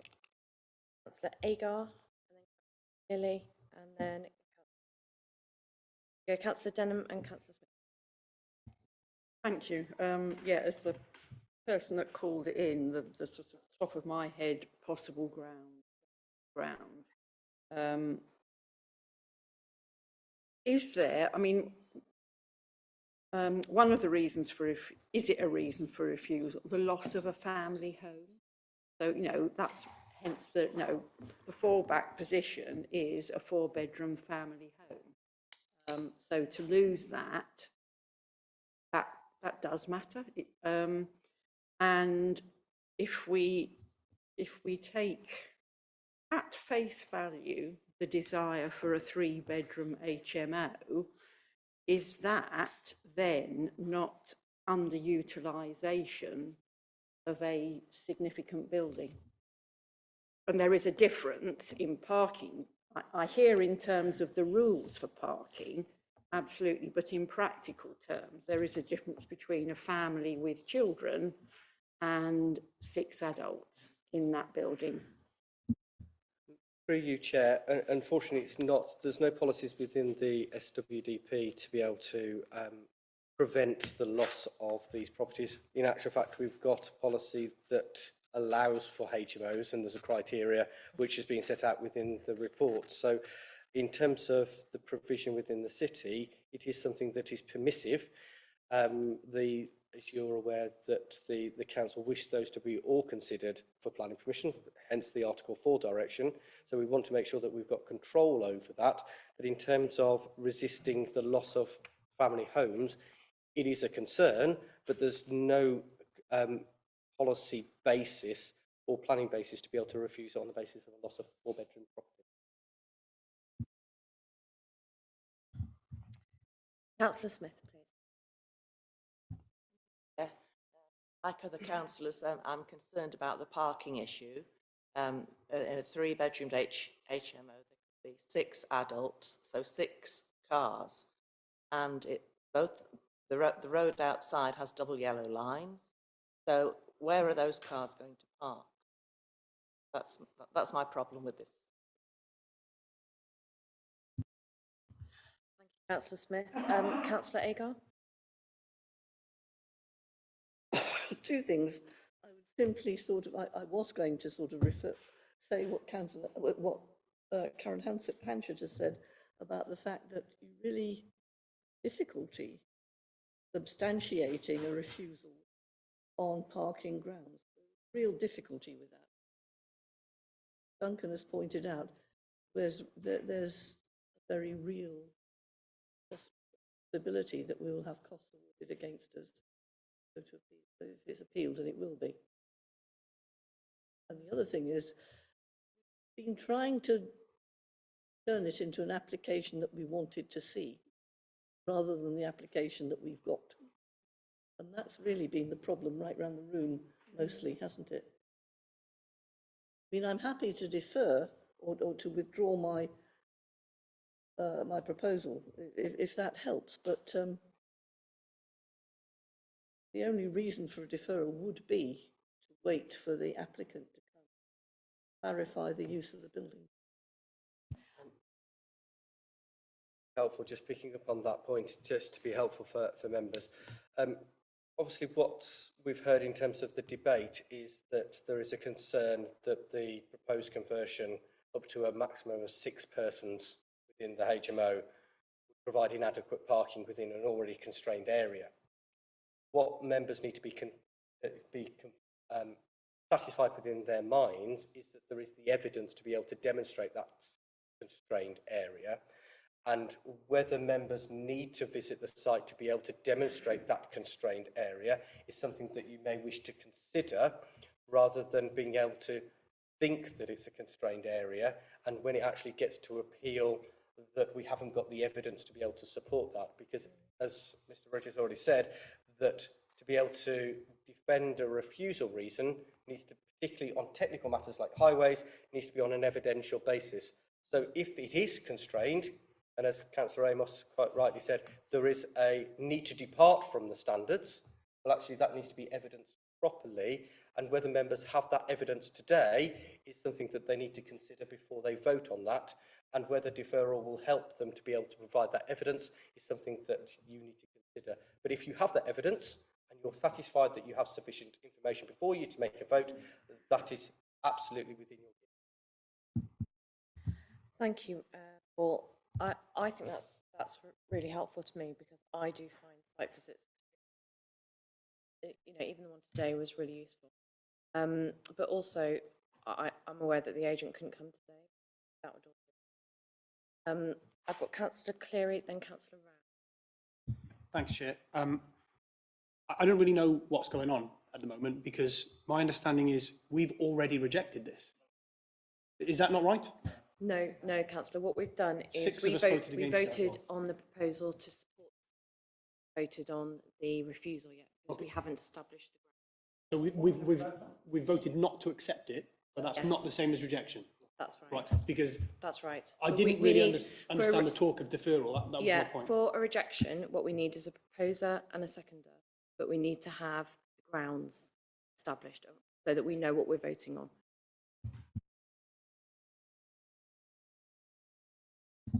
Thank you, Chair. I know this area really quite well, and I know how difficult the highway situation is there. That's why I never asked for a site inspection, because I knew the area really well and I know how difficult the car park is. It's double yellow lines, and when you go across Bath Road, if you're trying to visit any of those business premises, there's always friction over car parking when their customers try and shop and go to those various premises.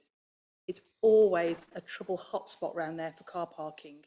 So the reason I believe there's a highways issue is because of those double yellow lines and the difficulties of guests parking. There is nowhere for people to park there, and that's my evidence for that. If you also look at that building, it's right on the corner of the junction, and if people then decide to park on double yellow lines, risking it going, oh, well, I may not get an enforcement officer out.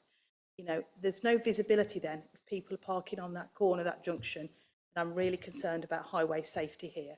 That's why I accept what officers are saying, but I'll do a site visit happily, but for me, I'm not convinced from the highways point of view. I think there is a safety issue, and there's the parking is of great concern, particularly when visitors come to that property. There is nowhere for people to park, and I'm really concerned. Yeah, I mean, I would back that up in that I'm also very familiar with that. What I would add to it is that Stanley Street, isn't it, is actually Bath Road is incredibly busy. Stanley Street is the route of access to a very large residential area, Cherry Orchard. So that short road itself is very busy. The 2 parking spaces that are there can't turn round, so you're backing out into a traffic flow into the road, which is never a good thing. And also directly at the top of Stanley Street is a county council community resource for people with disabilities, where there's a flow of visitors and of minibuses to that property that have nowhere to turn round, or barely. So it is, if you like, a disproportionately busy area for a small street, and that's why it's got the double yellow line. And having built the houses in what was the pub car park, you've further considerably restricted the amount of space, movement space for vehicles. And whilst those houses are there, are in existence and being occupied, it adds to the sort of intensity of the area. That hence my overdevelopment of the site. So bearing in mind,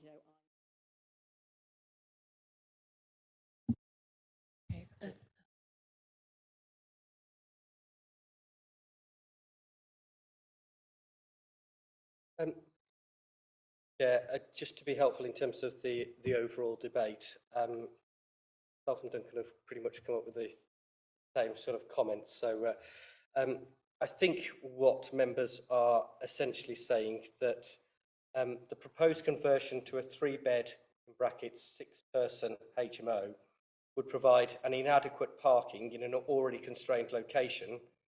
Placement of the parking would result in an unacceptable reduction in highway safety, contrary to paragraph 111 of the NPPF. I believe that's what members are saying. And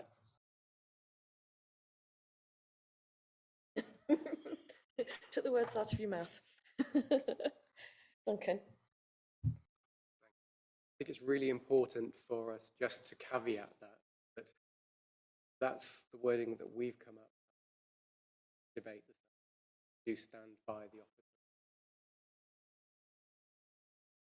And it's important that I say that to you this afternoon. I still have those same concerns how that might affect my view that is clearly within gift and your prerogative to apply your local knowledge to the application, weigh everything else in the balance often. Okay, well, I'm just going to take Councillor Cross because he hasn't spoken yet, and then we'll. Oh, and Councillor Alcott, that'd be great. Thank you. And then I think everyone will have spoken at least once, maybe twice. Okay. Thank you, Chair.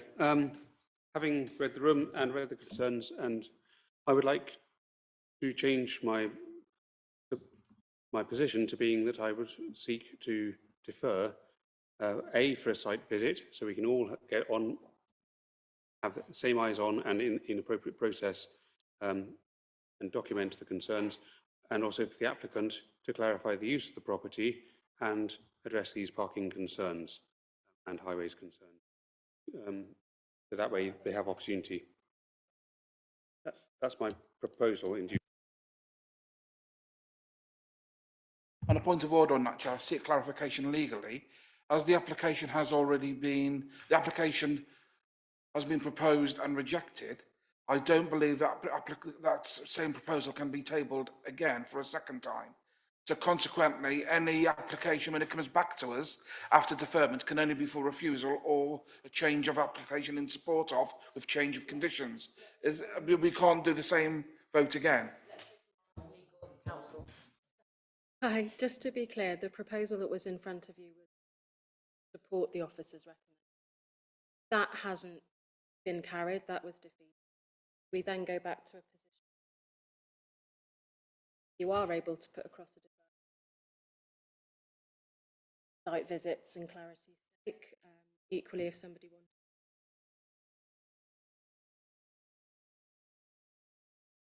Do you vote on the same motion twice? If you feel that there's things have been clarified, I don't see that would be an issue. We can legally vote on the same motion twice.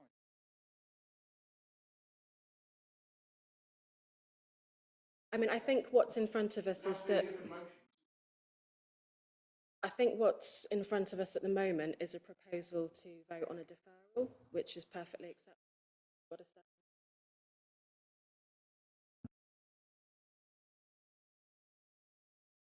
Clarification on a point of order. I don't know, because I can't.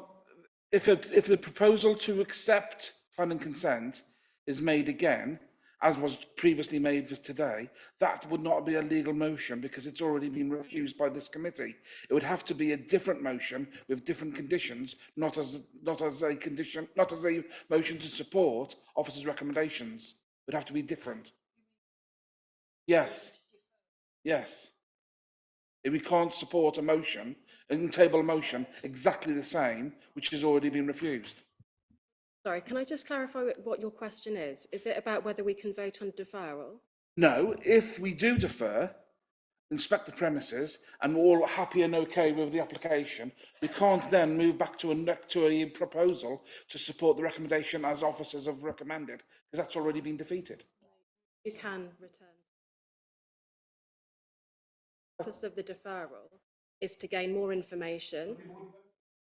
You're perfectly able to vote again once you've deferred.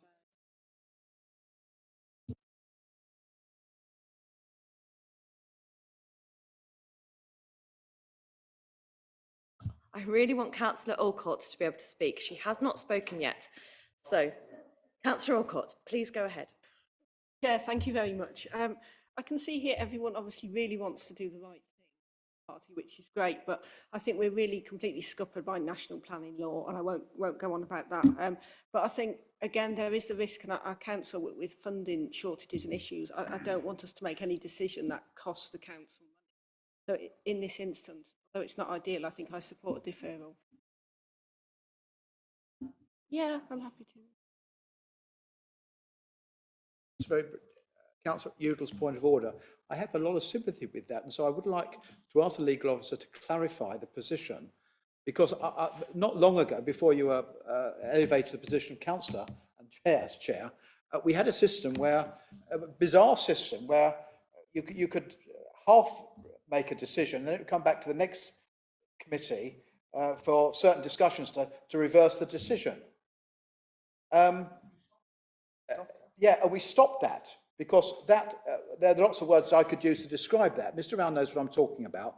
You could one committee, and then of course it came back to another committee, the composition of which could be different and usually was different in order to come to a different decision. In other words, to approve something the officers didn't like, we'd refused.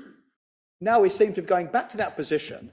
We make a decision that we don't want what's on the table, so defer it, have another go, and then the recommendation to officers will be at the next meeting to approve it. Then we've got to change our mind, because if we don't change our mind, this is bizarre, and this is why I want clarification. Councillor Udall. Sorry, Paul. Sorry, I know, but it's best if you don't speak unless you know. Thank you, Chair. And whether Duncan wants to add anything after this. In terms of regulatory committees, in terms of what we're considering, we are looking at various different factors. What is being put forward, has been proposed and seconded, is a deferral to be able to allow members to look at a level of information. It's certainly not the old system, Councillor Amos, where we are looking at reinforcing a particular point or to change any of people's minds in terms of the overall report. The report will be as read. What it does give the opportunity is, as I mentioned before, is if there are members around the room who do not know the area, like Councillor Round does and Councillor Denham do, in terms of being able to make their mind up, that's something that they may wish to consider, that they may wish for more information. In terms of when it comes back, as I understand it from the constitutional point of view, that a decision, because it is a regulatory committee, it is something that you are considering lots of different elements. So a motion can be put forward again for the same recommendation to support, if that's what members wish to do. based on the information that is available to them at that point. If members wish to move a motion for a refusal based on that information, that would also be equally acceptable. It's balancing a vote based on a motion that is based upon the information that is available to you. But hopefully that's helpful. I don't know whether Duncan wishes to add anything further. Well, Chair, on a point of order, I mean, this is actually a legal matter because we're a quasi-judicial committee. So working on the legal principles that in a Crown Court, you can't change the jury. You can't make a decision, change the jury, and then come back and get a different decision. I'm almost certain that the next time this committee meets, the composition of this committee will be different. So it's not the same committee looking at the same issue. It will be a different committee looking at the same issue. So almost inevitably, you could argue, you're going to get a different result. And that is my concern. You can't change a jury halfway through hearing the case.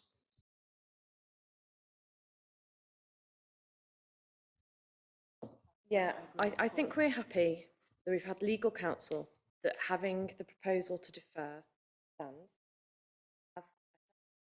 So I think, listening to other councillors, it's important that we now vote on this and see how it goes. And I expect the deferral will mean that we have a site visit, which will mean that councillors who are less aware of the issues in the area, they can see it for themselves. And then if we vote on it again, they will have confidence in their decision. And I think that's fair. Also, I think it's important, it's important that people are informed when they make a decision, councillor. I think it's also really good if we can get the agent here, because people have expressed a lack of confidence in the scheme itself. And so it'd be really good to hear from them too.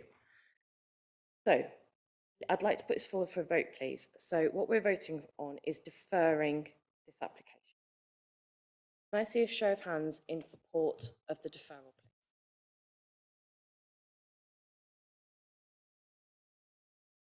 That's against?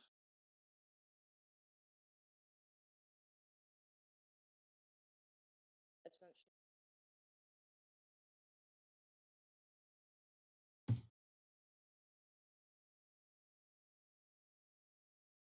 So now we go to establishing another motion, basically. So I need a proposer and a seconder for another.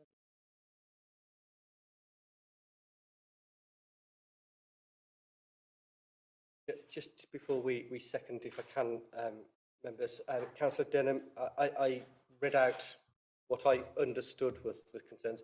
Would you like me to read those out again so that they are formally moved as a motion? So, and just confirm that you're happy with this. So it would be clarified, it will be delegated authority to the Director of Planning and Governance in consultation with the Chair and Vice Chair to establish the exact reason for refusal. But essentially the reason that members are looking at are that the proposed conversion to a 3-bed, 6-person HMO would provide inadequate parking in an already constrained location. The displacement of parking would result in an unacceptable reduction of highway safety, which would be contrary to paragraph 111 of the NPPF. Happy with that. May I request that this be a named vote, please?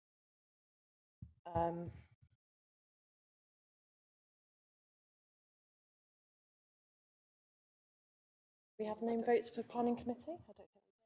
I don't think we do, Councillor. Do I have a seconder for this motion, please? Councillor Round, and you're happy with the... Yes, Chair, that was what I was going to say when we came for the reasons. Yeah, thank you. Wonderful. Okay, right. So what we're going to do then is vote on a refusal of the application based on what Paul has just said. Can I please see a show of hands in support of the refusal?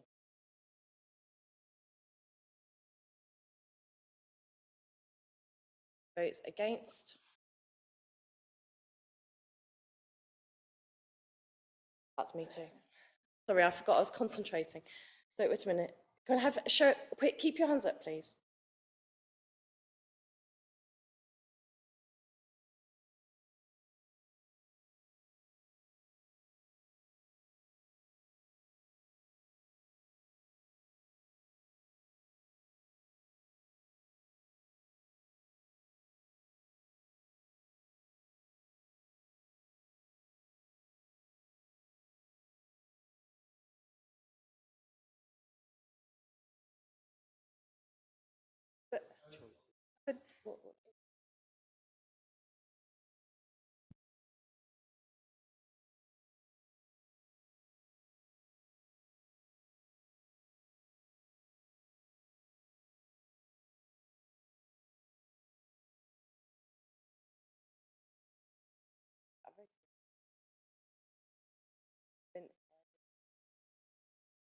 I'm afraid I will vote against because I'm not convinced by the refusal grounds.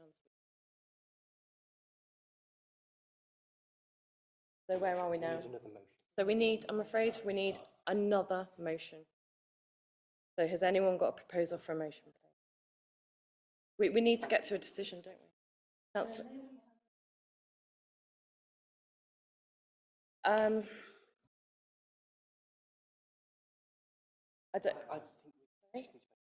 I think we need to try and get to a decision. The problem is here, we've got a very, I know, we're very divided. And as we can see, but we need a proposal that more people are happy with. And Councillor Cross. Members? Yeah, I'm concerned about the peril that we reject on grounds that can be appealed against and a cost award against us. We do not have the spare budget for this. I totally hear the concerns about the site constraints. My question to officers, have we any option of getting applicant information in if the motion for deferral for site visit and for applicant to comment was rejected? Yeah. Have we any other sensible way forward to mitigate this risk, which I see? Because given our budget constraints, we can ill afford to be taken to appeal and cost award against.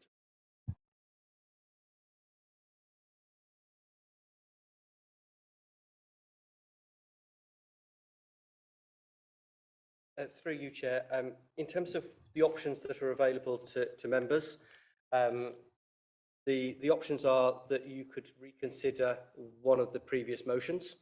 So you could reconsider deferral for a site visit and allowing the applicant to come and provide more information. And that could be something that members wish to consider based on the fact that there were some members that were are not convinced by the refusal reason. You could consider the motion to refuse again, if that needed to be worded in a different way to be able to support other members in terms of that motion, or you could consider approval with some additional conditions, if that was what members wish to do. So all options are available to members. It just needs a member to be able to put forward a motion that would then be supported by the other councillors. Councillor Cleary. I'm not going to put forward a motion, but I'm just going to make a point. I don't understand this talk of allowing the applicant to talk to us. We did that. They didn't turn up. It was deemed not important enough by the applicant to be here. So I don't like this talk of, well, we can give them the opportunity to come and talk to us. That was done. And we've made a decision on the basis of it. Okay, thank you. Duncan? Thank you, Chair. I think it's important to distinguish between what the applicant or their agent may or not be able to do. I think what is far more important is that the meeting today is being recorded, so it's open to them to listen to debate and understand. But more than that, it's an opportunity for your officers on your behalf to put those concerns to the applicant and seek some further information on those concerns. And clearly this application has divided you. Is a difficult decision to reach. And as we've said earlier, in light of all of that, it would seem that deferral, not necessarily for the agent to come to the meeting, but deferral for a site visit would be a good thing to do. I would just urge you to consider that very carefully. From the council's perspective, it's clearly, and I know you don't need me to tell you this, it's clearly about reaching the right decision, whether that's today or at a future meeting, ought not to matter too much. Thank you. I've got Councillor Cross and Chair, I wish to propose deferral for a site visit because I feel I would benefit from that. and I feel I may not be the only person.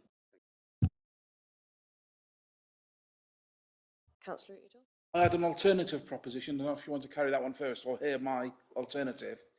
My alternative, and I would seek officer guidance on this, is that permission be granted with an additional condition that a residential parking management plan be approved and agreed by officers and chair and vice chair of committee, which will enable any potential problems with parking to be addressed.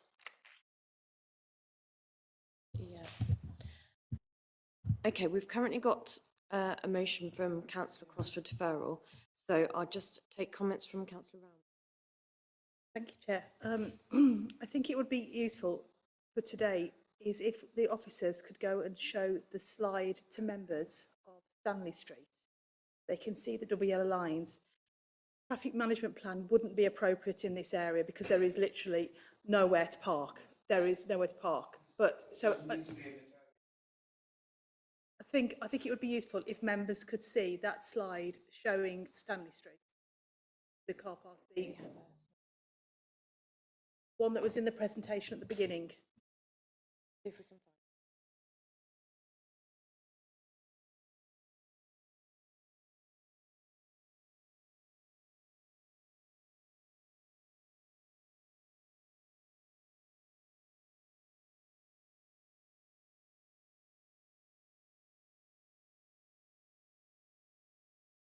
I just wanted to add, so if you just look at the parking situation there, there's a lot of cars that go up the other end to Stanley Street, which are going to a disabled, a DASO facility, and a lot of people park on the double yellow lines with blue badges, which they're entitled to do so. So what we're going to have a situation is that people are going to park on the road, and then an ambulance can't get through. Perhaps it's not very clear really what I was hoping it to be more clear really.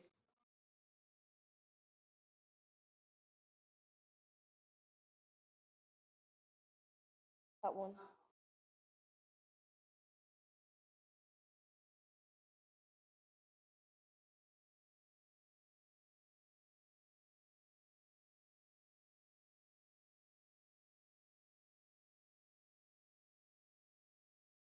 So if I could check, say that when people do park and they use blue badges to park on those double yellow lines, it's really difficult to get up there. And there's a lot of minibus transport that goes up there. And it's incredibly difficult to drive through that road. And I'm just conscious of the fact that we're adding on more pressure onto that really difficult junction and road. And that's, you know, if that helps to avoid having to have a site visit, if members can see that, or if not, I don't know what now. And it genuinely is point of access, whole of Cherry. Because the road that was built, new road that was built in all with Diglis Water, doesn't take you into this because it's designed to take. In fact, a road that was there, that was a point of access back of Bath, has been blocked off and no exists. So that is a disproportionately busy road.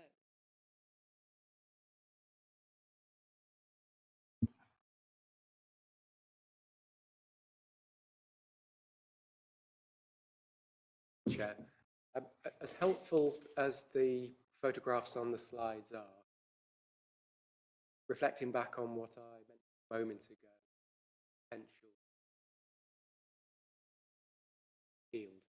If a planning inspector making a decision in the knowledge that not only sat in a room like this and debated the application, but not just individually, but as a committee, do a site visit, that, to my mind, would help support any decision either way that you make. But in case of an appeal, it would be refusal. So if you go on to decide to refuse the application, that would also be a really prudent thing to do. I really would urge you, in light of all of the discussion that's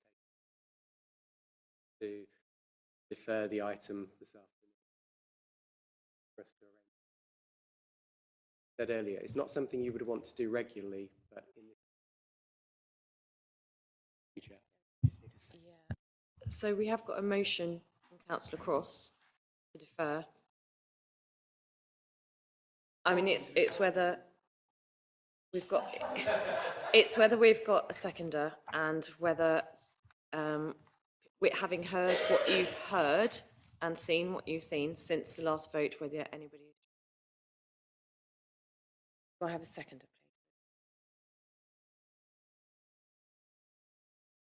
please? Thank you, Councillor. Right. Okay. So, we happy to go to a vote on this then again? So this is to defer the application so that we can undertake it. Then we can have votes in favour,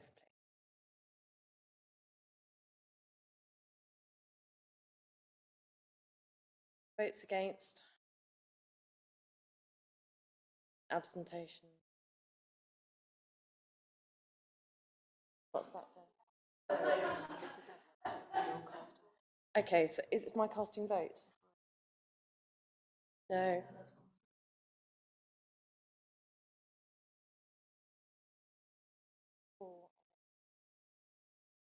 Okay, let's votes in favour, please, of the deferral. Votes against. And we had one vote, abstentions. So the deferral lost. So I do need another motion. Through you, Chair, I think there was an outstanding question from Councillor Udall in terms of an additional condition. Yes. In terms of that additional condition, which was for a parking management plan, again, members, that is entirely within your gift to be able to look at in a similar way that this committee has done previously in terms of allocation of parking, in terms of how that will be managed, and other elements which can be agreed through the chair and vice chair. So if that was something that was to be... I hereby propose. In terms of the proposal, it would be a delegated authority to approve, subject to the conditions listed, with an additional conditioning on a parking management plan to be agreed through the chair and vice chair, and that would be something, if that was something that members wish to go for. I'm happy to propose that because I think that's the way forward through this. There are legitimate concerns about parking. The solutions may be something which we can discover and discuss under that delegated responsibility. And I think it's an opportunity for us to settle this problem, which will allow the application to proceed with a condition which should satisfy the concerns of those members who are concerned about parking. Thank you, Councillor Udall. Do I have a seconder for that motion?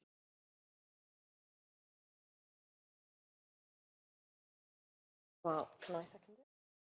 Right, well, I'm going to second it because I think that's a great one. If it gets... So let's vote on it. So yes, of course, of course. Well, I'd like some clarification because I'm not quite sure what the traffic management plan is. We've just seen the picture. Sorry? What did I say? Sorry, parking. Because we've just seen on the slide, there is nothing to manage. We've got yellow lines. There's nothing to manage. So I need to know what is the purpose of the motion to manage what, and who is going to manage it, and who is going to enforce it. If Councillor Udall could answer those questions, I would be grateful. I'm more than happy to try and answer those questions, but I'm not sure they'll be to your satisfaction. But I'll have a go. A parking management plan may include situations such as a restriction on the number of tenants who can have parking on a site. It may include a provision of parking elsewhere, not on this site, but within the city centre. It may also include a provision of parking paid for to the city council within one of our own car parks. It could be a wide variety of opportunities which can resolve the parking problems to make sure that it does not give you the concern, but it naturally does. So, Councillor Udall, have you seen these parking management plans in place?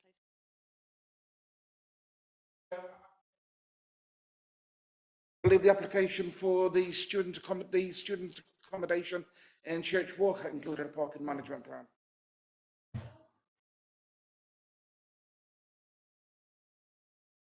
So we've got that motion on the table. I need a second. Oh, I did. You did. Oh, I did. We're starting to lose track. So, Andrew, did you want to comment? So the proposal is for approval, but for delegated authority, or delegate to grant officers delegated authority to approve, subject to a parking plan. I do wonder whether another approach might be to, again, it's the word deferral, but to defer, wait until we have receipt of a parking plan, and also for people to give view on site. Through you, Chair. As we have a motion upon the table which has been moved and seconded, that would need to be voted upon, but it might be something that we come back to, but let's see. Let's see. Okay. So can I see votes in favour of the application with the addition of a parking management plan? Oh, yes, I think that's...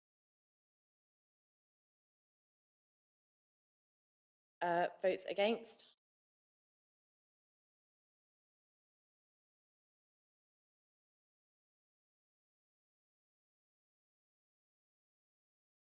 That's lost.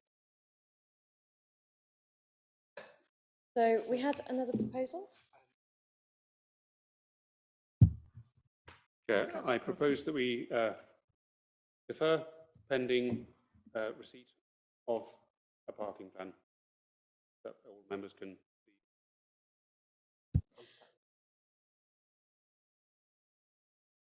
And that may, I'm happy for that to include a site visit. Yeah.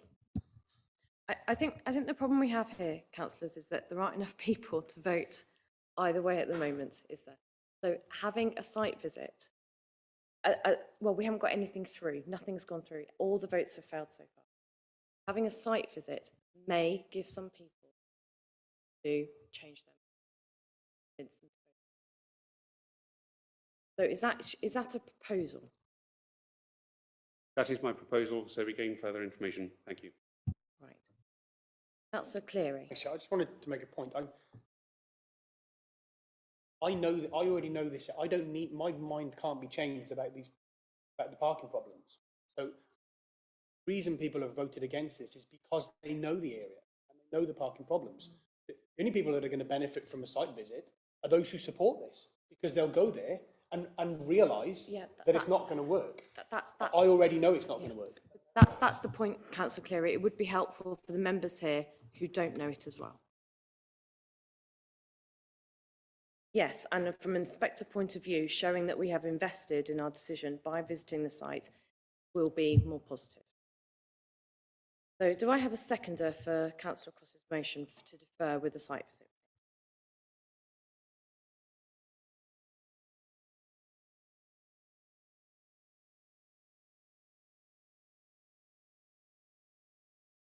I don't know if anyone will.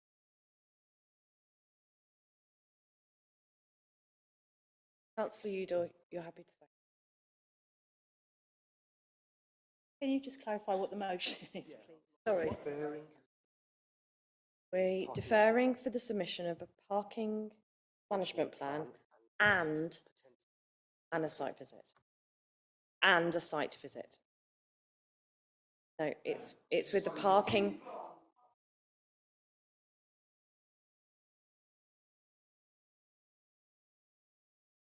Because if we put them together, it might be, more positive.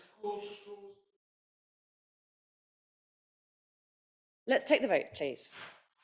So I'd like votes in favour of deferring so that we have a parking management plan and a site visit.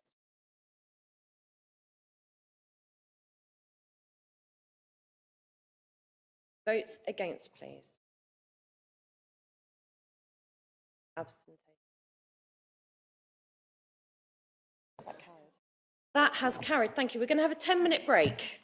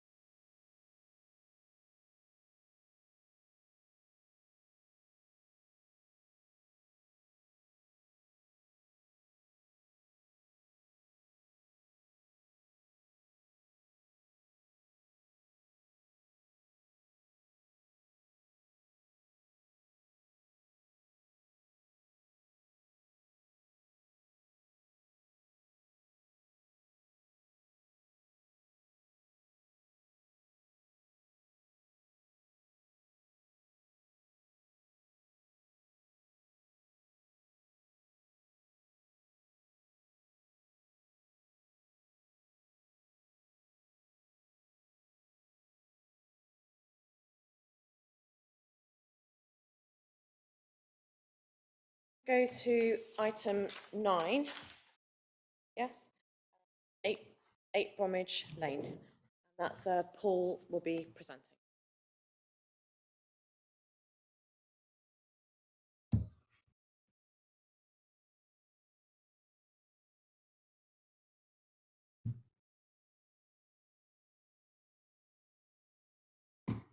Thank you, Chair. And members, this application relates to 8 Bromwich Lane, which is in St John's. It is currently occupied as a 6-bedroom, 2-storey dwelling, which is of traditional construction. Whilst it has some age, it is not listed, but it does fall within the St John's Conservation Area, and there are several Grade 2 listed buildings nearby, which are indicated in red. The conservation area is the light brown shading. Just some pictures of the site. This is the substantial property, and that's looking at it from Bromwich Lane. There is an aerial view looking at St John's, looking at the frontage of it, and that's looking to the rear of the property. This is a view looking down Bromwich Lane, and you can see the property on the right-hand side and on-street parking to the left. The proposal seeks to convert the property into 3 one-bedroomed residential flats. The Council's position on housing land supply and delivery is set out within the report, and members will understand that as a 5-year housing supply cannot be demonstrated by the Council, that a tilted balance is engaged.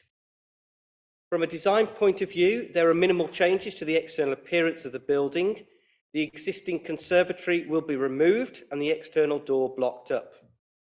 The inappropriate sized windows to the rear will be removed and replaced with traditionally proportioned windows.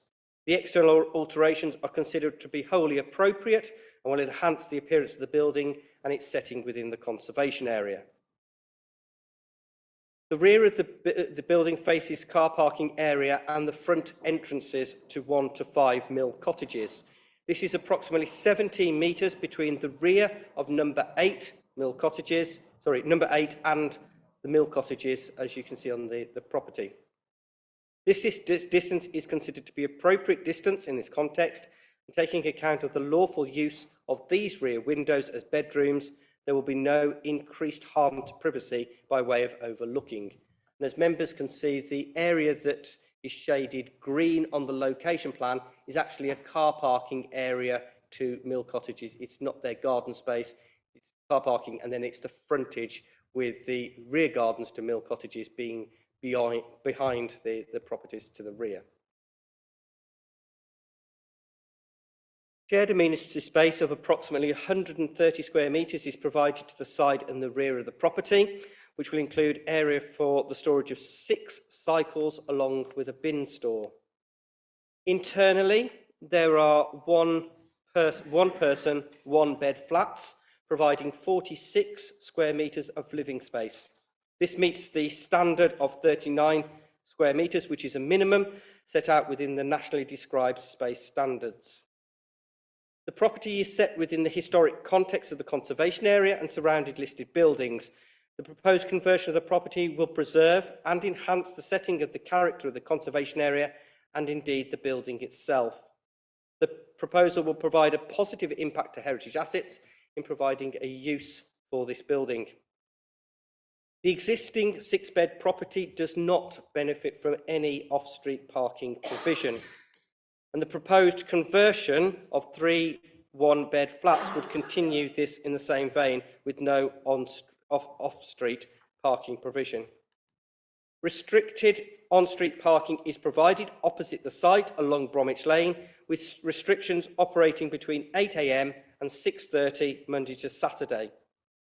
The location of the site is in close proximity to St John's and within half a mile of the city centre. Bus stops are approximately 50 metres from the site within St John's. The Highway Authority have considered the site to be a sustainable location and no parking is required off-street on this occasion. It is considered that based on the existing position of a 6-bedroom property with no car parking, the sustainable location of the property, that the proposal not to provide car parking is acceptable and is in accordance with adopted policy. An area for the parking of 6 cycles is shown on the block plan. Condition 5, as recommended within the papers, requires that these are provided prior to first occupation. In order for the development to be compliant with the Streetscapes Design Guide, it is suggested as a verbal update that that condition is updated to reference being covered and secure cycle storage. With this amendment, the development would be acceptable in highway terms and not result in any increase in highway safety matters. Overall, the proposal provides a suitable conversion of an existing property into 3 one-bed flats, which can be provided without resulting in harm to the surrounding area, including the historic context in which it sits. The resulting development will not cause harm to neighbouring properties or highway safety. The proposal is considered to be wholly acceptable in principle and detail, providing positive benefits, including supporting housing supply. The application is recommended for approval, subject to the conditions set out within section 9 and the updated condition 5 in respect of parking, of cycle parking, reference secure and covered cycle storage. It is therefore recommended for approval. Thank you, Chair. Thank you, Paul. Do I have any questions, please? Councillor Amos. Yes, thank you, Chair. I called this in because of the concerns principally about the lack of parking. And I noticed the earlier proposal, there was an earlier proposal, 4 out of the proposed flats on that were substandard in terms of they were smaller than rabbit hutches. So you can see what the long-term intention, I suspect, is of this property. It is actually to make it into an HMO. I know it's not a planning consideration, but of course that is the fact of the matter. There is no parking. So I have a question to Ms Hanchett as the Highways Authority representative. On what basis is she making the assumption that people who are going to live here, it's 3 flats, 6 people, on what assumption is she assuming that people who are going to live here will actually be working just around the corner, be doing their weekly shop just around the corner, their social life will be just around the corner, so having a car doesn't matter, so they won't have a car, knowing full well that people have cars not just for work. In fact, most people often don't use their car for work. They have the car for weekend meeting friends and family and doing their weekly shop and so on.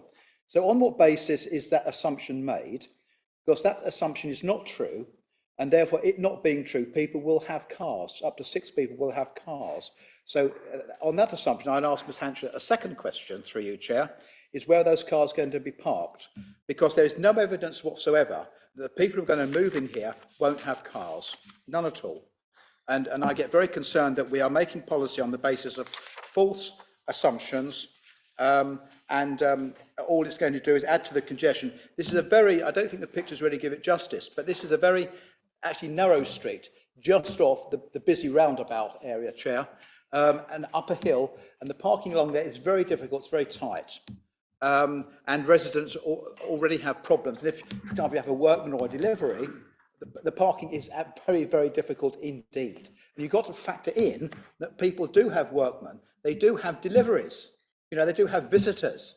So it may, I'm waiting for Ms Hanchett's answer and I'll give her a second. But I mean, obviously if residents themselves aren't having cars and vans and deliveries, I don't know what. So there we are. So the question is to Ms Hanchett, what's the assumption that these people are not going to have cars? It's a false assumption. So therefore, where are the cars going to be parked? I think we are in real danger, Chair. A beautiful house, conservation area. All it's going to become a sea of atmospheric pollution, with all these cars trying to go around, nowhere to park, driving around, parking across people's driveways and so on. And so it goes on.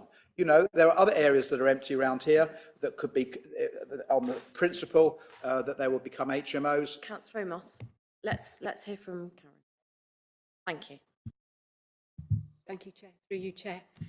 I don't believe I've ever made the assumption that the people that are going to be living here will also be working nearby, or that they won't own cars. What we've based this on is currently, it is a sustainable location. I would say that there is access to day-to-day facilities on the doorstep of this development, and opportunities. It is a short walk into Worcester, to access employment and to access the train station for onward employment to Birmingham and or wherever. But what is important to note here, it is currently laid out as 2 apartments, 1 2-bedroom apartment and 1 4-bedroom apartment that has a parking requirement of 4 or 5 spaces, I believe, and the proposal, so it already is deficient in that number of spaces. The proposal would require 3 parking spaces, so we couldn't refuse this on the basis of insufficient parking when it already doesn't benefit from parking for a larger development. So that is what we've based our decision on. There are double yellow lines outside the site to prevent some displaced parking, but there is also a marked parking bay for quite a significant length of the road where vehicles can park, should they wish, and where vehicles, delivery vehicles can park. But it is on that basis that we have made our recommendation not to refuse it. Thank you,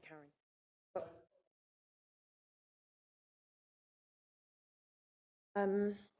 Do you have a new point, Councillor Amos? Yeah, paragraph 2.2. Ms. Hanchett said that I think she said, is it a 4-bedroom house or something? It's difficult to know what's going on inside this property. Is it a 4-bedroom house? But then paragraph 2.2 says, it actually may be for Mr. Round's planning matter, 1 at ground floor. The property is currently unoccupied, so there aren't any cars, presumably. But it is noted to have been laid out as 2 residential apartments. Ground floor, 2 bedrooms, another over the 1st and 2nd floor, 4 bedrooms. However, the current lawful use is as a single dwelling house. So what's going on there is unlawful. It's empty, there aren't any cars. Fill it up, there'll be at least 6 cars. So does Mr. Round have any comment on that? That we're now dealing with another application where, for all intents and purposes, well, the report says it is not acting as lawfully at present. I mean, it's extraordinary, isn't it, that we're now going to grant permission for something else? Through you, Chair, and just in terms of clarity, the lawful use is as a single 6-bedroomed property. Councillor Amos is right that, as the report is factually correct, that when conducting the site visit, officers found that it had been laid out as 2 flats. They are not occupied, so therefore there has been no legitimate change of use yet. So there's not an unlawful position because they're not occupied. But what is proposed is the 3-bedroom flats. So in terms of the considerations for members, it's the consideration of a 6-bedroom property which attracts normally 4 car parking spaces, and the proposal for 3 1-bedroom flats which attracts 3 car parking spaces. But as you've heard from the Highways Authority, that this is a sustainable location. It hasn't got any car parking at the moment and none is proposed, and it is considered to be acceptable on that basis. Thank you, Paul. Sorry, does anyone else want to? I've got Councillor Smith and then Ross. Thank you. Thank you, Chair. Yes, I know this area very well, and it is going to be very, very difficult for parking. There are double yellow lines outside the property. If you go in one direction, you get to Bromwich Road, which is also double yellow lines. If you go in the other direction, you get to the road going through St John's, double yellow lines. So people are going to be going round and round and round, and they're going to end up in narrow residential streets, which are already got too many parked cars in them. There isn't room for the people who live there to park. I live only 5 minutes away, and sometimes I have to park half a mile away from where I live because it's so difficult finding parking. So I am concerned about parking. Could I have next? Ross and then Councillor Yeah, thank you. So again, we have a situation of parking being at the forefront of discussion thus far. Has a parking plan been provided, and can this be conditioned? because it's a sustainable location. And through you, Chair, that is something that obviously members can consider, but obviously at the moment we've got a large single property, 6-bedroom property, which has no car parking at all, and we're proposing for 3 one-bed flats in terms of no parking at all. So it would be a matter for those persons who purchased or rent those properties to be aware that there is no car parking provision, and that would be a choice as part of their provision. But in terms of the parking management plan, I think that would, in this situation, would be unreasonable based upon the situation that it would be outside the applicant's control to be able to control that. So we could not condition that there be that there is no parking to this property, therefore there is no expectation. Through you, Chair, that wouldn't be a legitimate condition, and actually that's just a matter of fact. There's no condition, there's no parking provided. Yes, please. So in paragraph 7.18, there was reference to lime mortar, and this is a traditionally built solid wall, and certainly modern knowledge is that, so there's a potential about condition to be applied relating to lime mortar. Could that possibly extend to lime plaster and finishes inside, aware of issues that arise when cementitious materials are used on traditionally built properties without cavity walls? Thank you. Through you, Chair, and it would be lovely if we could, but the difference between this and the Foregate Street application, which members considered earlier, is that Foregate Street was a listed building. So what we were considering was the internal fabric. This is not a listed building, so all that we can control is that which is outside. So we're looking at the reinstatement of those, the doorway to the conservatory, and as you've seen, that those details are detailed in condition 3 in terms of details of the external facing materials and how they're to be used, and the replacement brickwork, but we can't deal with internal work. Councillor Cleary? Yeah, it's not a question, it's just a point. When we're talking about sustainable properties, my understanding is that you don't need a car because all the services are on your doorstep. Well, I've got loads of services on my doorstep. I've got a supermarket 100 yards from my house. Within 2 minutes, I can get to 3 pubs, 2 parks, bus stops everywhere. But sometimes I don't want to go to those pubs, and I don't want to go to those parks, and I don't want to use that supermarket. Sometimes I want to go elsewhere. And if I didn't have a car, I couldn't do that. It's about choice, isn't it, Councillor Cleary? If you move into a property which hasn't got car parking, then you wouldn't expect to be able to park your car on the site. So, yeah. Have you got any other questions? Just raise my nerdy point again. Paragraph 2.7, air quality management area. Whilst this is very near St John's, it's that we have a city management area.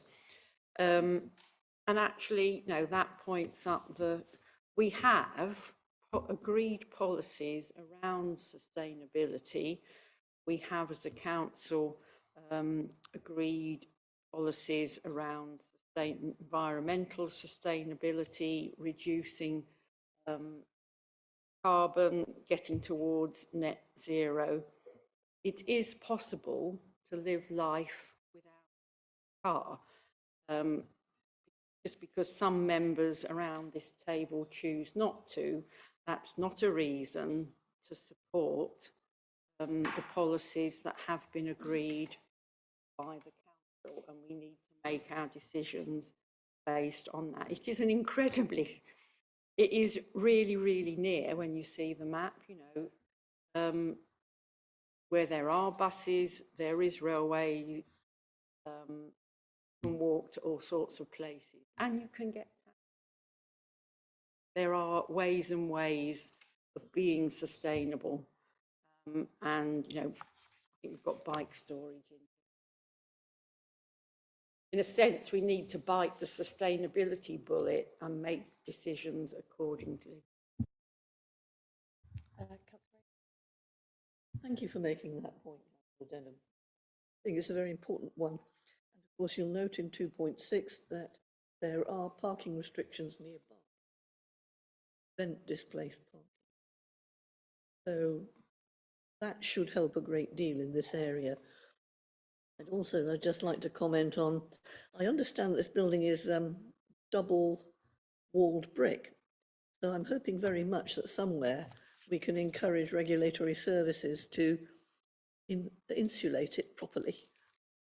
There's an opportunity there, isn't there? Through you, Chair, as part of the building regulations requirements, there will be a requirement in terms of insulation and thermal values, so it will be picked up as part of that process. I think that gives me some comfort. I think it should have a fairly positive impact on the area, so yes, I'm quite pleased with it. Are you looking to do a proposal? Councillor Agar? Denham? I'm happy to propose a recommendation. Thank you.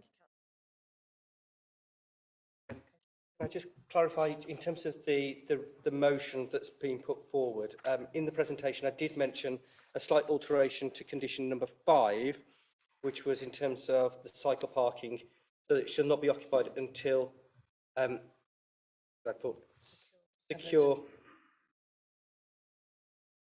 and covered cycle parking. Are you happy with that amendment? Yeah.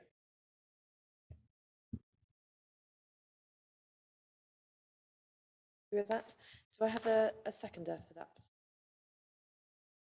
Ross? Did you want to make a point? Chair, can we secure and accessible? Is that what you're proposing? Through you, Chair, we, in terms of the block plan, we already have the location. So it's not in terms of providing details of the location. What we are seeking to secure, to make sure is that we don't end up with just hoops, that we end up with secure and covered cycle storage. We know where the location is and we're happy that it's accessible. Yeah.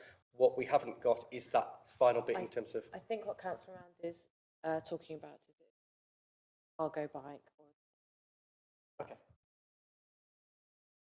Accessible. Secure, covered and accessible. Councillor Amos? It's a new point. It's just on 7.44. Yeah. Where it talks about regard to the design criteria and principles set out, etc., stipulates that traffic from the proposed development should have safe access and there should be capacity in the road network to accommodate the generated traffic.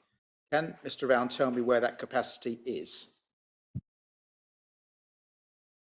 Through you, Chair, in terms of the considerations, the High Authority have provided advice based upon the existing situation of the existing property and looked at the traffic generation associated with that property, compared that with the proposal for the 3-bed flats, and they've considered in terms of that overall capacity, and they consider that there is capacity within the local road network to be able to accommodate the proposal based upon the existing situation.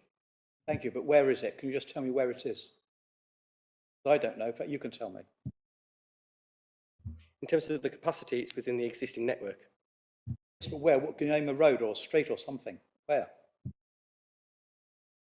Through you, Chair, in terms of the way that it's assessed, and we'll go to Karen in a few moments in terms of comment, the whole area is assessed in terms of its capacity. It's not a specific road, it's looking at how those roads and junctions and the traffic movements operate based upon what the existing situation is, and then compare that with what is proposed. But I don't know whether Karen wants to add anything further to that. Thank you, through you, Chair. Actually, Paul, that's very helpful. You've already heard me say, Councillor Amos, that we have to have regard to para 111 of the NPPF, and we could only refuse this if the residual cumulative impacts of that development and those, say, 3 vehicles associated with this proposal would have a severe impact on the highway network, and even in a congested network, I certainly wouldn't be able to sit in front of an inspector and argue that that would make the local highway network severe. Helps you. We have got a proposal on the table and we've got a second. Is your comments based on the proposal? Okay. I'm reluctant with this application, but given that I suspect that support this, I've got a question about 7.53 where it says there'll be an appropriately positioned bird and bat box. So my question is, how many are there? And can we stipulate a certain figure so at least it's accurate? Because I don't really support this, but I suspect this is going through. Through you, Chair, condition 8 sets out the requirement for details to be put forward. And again, I think we covered this off in a previous month. If members feel that in terms of the planning balance, that they feel that there is a specific number that needs to be included, that should be detailed within that condition, or if they are satisfied that they wait for the details of bat and bird boxes, and it is in the plural or provided, that is something for your consideration, but a number could be inserted there if members felt that that was suitable in terms of the planning balance. The proposal from the developer will be assessed by Correct. Councillor Cleary, would you prefer a number or are you happy with that condition? Because if the developer's making the decision, they probably don't know what they're talking about. Yeah. Whereas if someone who's a specialist is making the decision, then I'm happy with that. Lovely, thank you. Do I have any other comments on the proposal or are we happy to move to a vote? Okay, so let's go to a vote then. So what I'd like to see, please, is votes in favour of the proposal with the amended condition 5, secure, covered and accessible cycling storage. Can I see all votes in favour, please?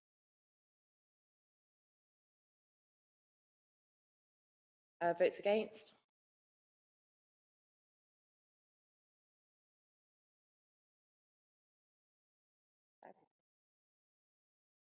And abstentions? Okay, so that's carried. Okay, let's swiftly move on then to Drake Avenue, number 12. And this is going to be presented by Laura.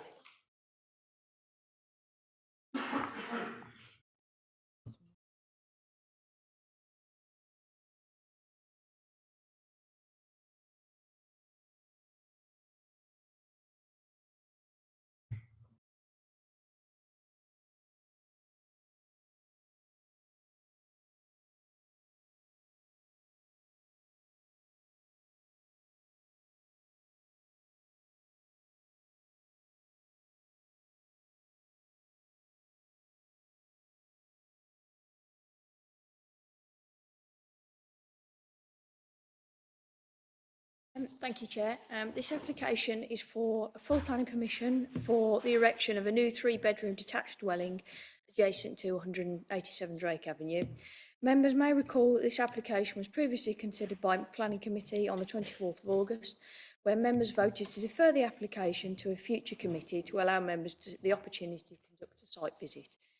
It is important for members to consider that there is an extant planning permission at the site for the same proposed dwelling as previously proposed, and I'll go on to that in a moment, which expires in February 2024. As there have been no relevant planning policy or legislative changes that affect this development, the previously approved application is therefore a significant material consideration in the assessment of this application. As you'll see, first slide just shows the location plan on the corner of Drake Avenue and Lear Close, outlined in red with a blue line around the original host property 187.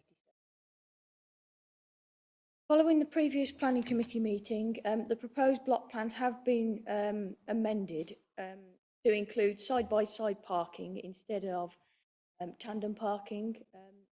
The existing hedge at the site is to be retained for the full length of the dwelling, as opposed to a section taken out, as you can see on the site plan on the right, that was previously proposed. The proposed cycle and bin store has also been relocated within the rear garden to ensure that it does not conflict with the existing, the parking arrangement.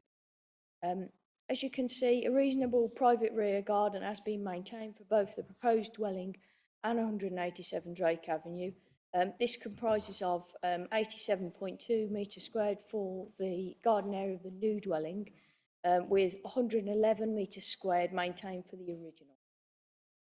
This does exceed the guidance set out within the South Worcestershire Design Guide SPD, which requires that a 3-bedroom dwelling has a garden area of now looking at the front elevation, as you will see, changes here include the introduction of a hipped roof design to better reflect neighbouring properties, the reduction in the bulk of the proposed porch and changes to the windows and door to improve symmetry. You will also see that proposed materials have also been shown on plan just to illustrate that there will be a mix of red brick and render to reflect neighbouring properties. Now looking at the rear elevation, changes here relate to the patio doors, again to improve the symmetry, and changes to a single-storey rear element that just introduces a hipped roof. As you'll see, this is designed to mitigate any impact of loss of light to the original host property, Drake Avenue. Now looking at the side elevation facing the road, changes here include the addition of a first floor window. Now looking at the side elevation facing number 187, as you'll see, changes here include solar panels to the roof. This slide just shows some 3D visuals provided by the agent. Dwelling has 2 stories with 3 bedrooms at first floor level, along with a kitchen, living room, WC and storage cupboard on the ground floor. Now just looking at the photographs, host property 187 in the foreground. Looking down the side of the site opposite neighbouring properties on Longlear Close. Now moving to the side of the property with a mature hedgerow. As I said earlier, this is to be retained full length now. Again, some further views of the side. So there's been no neighbour comment or objections received during the course of the application or the previously approved application at the site. Concerns were raised originally by the ward councillor relating to local objection, overdevelopment, concerns relating to the terracing effect, the increase in parking at the site and potential highways issues. These have been considered within the officer report. Whilst these concerns are noted, it is considered that the application site is capable of accommodating the proposed additional dwelling in a satisfactory manner without resulting in overdevelopment of the site or resulting in the terracing effect.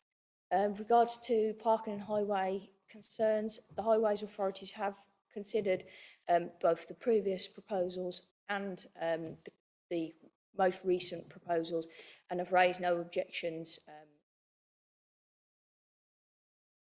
They've also considered that the most recent revision is actually an improvement in terms of parking and highway safety.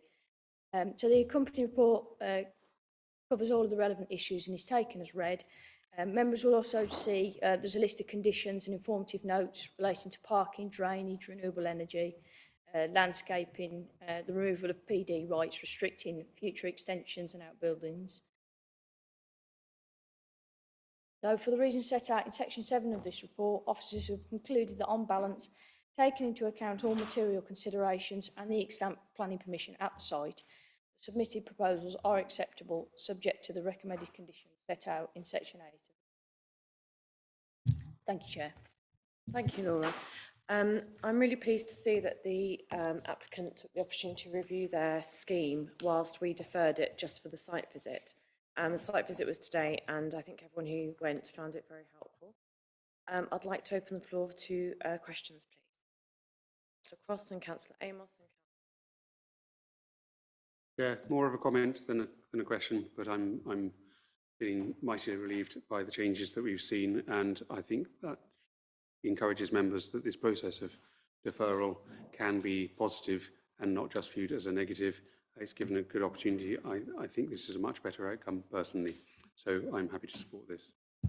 Thank you, Councillor Cross. I heartily agree. Councillor Amos? Yes, thank you, Chair. I wasn't at the site visit, but I have been round to see it since the last meeting, so I know exactly where it is. What I said really reflects something earlier. I said that whilst an applicant wants to make money, and I have no problem with that, it is our job to look after all the other aspects, visual aspects, amenity aspects, neighbour aspects of any development. And I think if we continue to allow a massive great house to be built on a garden just because there is a garden, then we need to question why we're here. If I look at the picture on page 92 of our agenda, frankly, in my opinion, it's a hideous, ugly monstrosity. And I can't see how it doesn't or isn't overbearing on the host property at 187. Because if you look at the diagram, it's the red section, it takes up more than half of the whole site, as I understand it, more than half of the whole site. So basically, the house that did have a reasonable garden, that's virtually been taken away. You've got a new house, and the purpose of the new house is not to enhance the environment at all. It is ugly, and it's a pity that Highways, again, haven't objected, given that the access to this is very near a corner. I often get requests from residents for yellow lines on corners because people, funnily enough, actually park on corners, and it's dangerous because sight lines are blocked. But what you've got here, and we've actually got a picture where you've got a car parked on the pavement on the corner, and I suspect that's to do with the property subject of the application. So you can see obviously how concerned they are about the local environment. But the access is very close to the corner, Chair. But I think the principal thing that bothers me about this is the fact that we're building on a garden. When these houses were built, obviously the intent, builders, developers want to put as many houses on the site as they think they can get away with. Again, I understand that. But equally, they left this open space because presumably they felt it was needed. These are family houses. And you're taking away a garden just so that somebody can make a profit. And I think it's a great pity that we allow our green spaces in a very tightly drawn city. Our boundaries are very tightly drawn, Chair. We don't have much open space. And here's a garden, a prominent position, overbearing by an ugly building, and I suspect this committee is going to allow it. So I really don't know what the point is of the policies we have on green, open space, environmental issues, and so on, if we're going to allow something like this. I think it's a tragedy, but I'm sure committee is going to vote for it, and the officers want it. They've already said it's acceptable. It's not acceptable in any sense, Chair. It's not acceptable in any sense at all. And I think it's a shame that, in the true sense, that it's been recommended for approval. Thanks, Chair. I didn't go to the site visit either. I know the site, and I went and had a look in the car myself. So some things about this amended plan I quite like the look of, but I'm not sure if it's enough to sway me entirely. I like the fact that the parking has been switched, because I thought that one behind the other, I thought that was absolutely balmy. So that seems to make sense to me that they're alongside each other. I've got a question about the retention of the existing side hedge, which I assume is there to try and deter the creation of a drive at the front of this building on the corner. Because keeping that hedge there would mean that you can't put a car in front of this house, because that hedge comes all the way to the front of where this house is going to be. So my question is, how long will this existing side hedge be retained for, and will it be enforced? Also, I still don't see anything that's going to stop John Smith here parking on the pavement outside.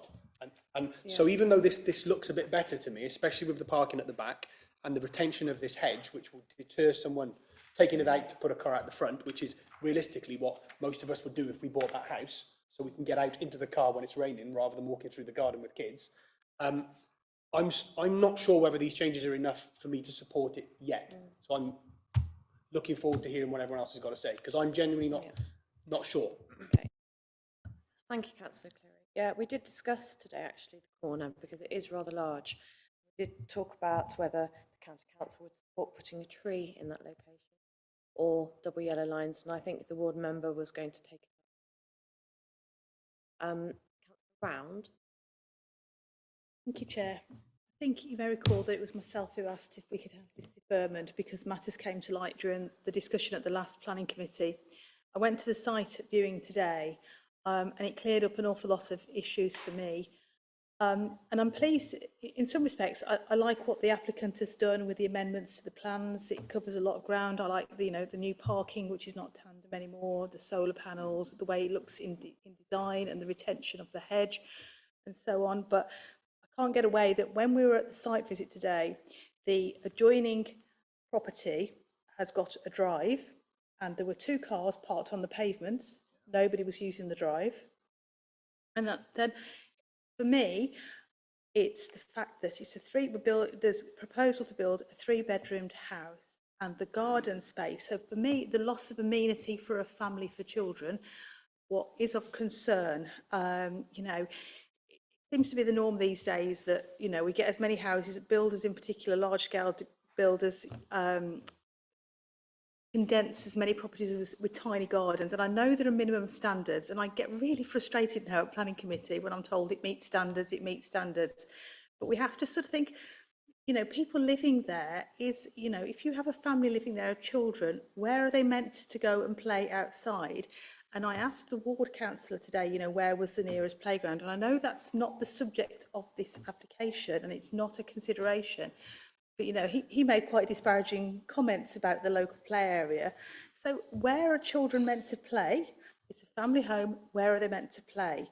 And I just think the loss of amenity for both houses causes me concern.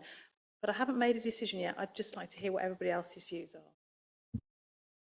Thank you, Councillor Round. I think in the report it did talk about the sizes of the gardens that they are. Do I have any?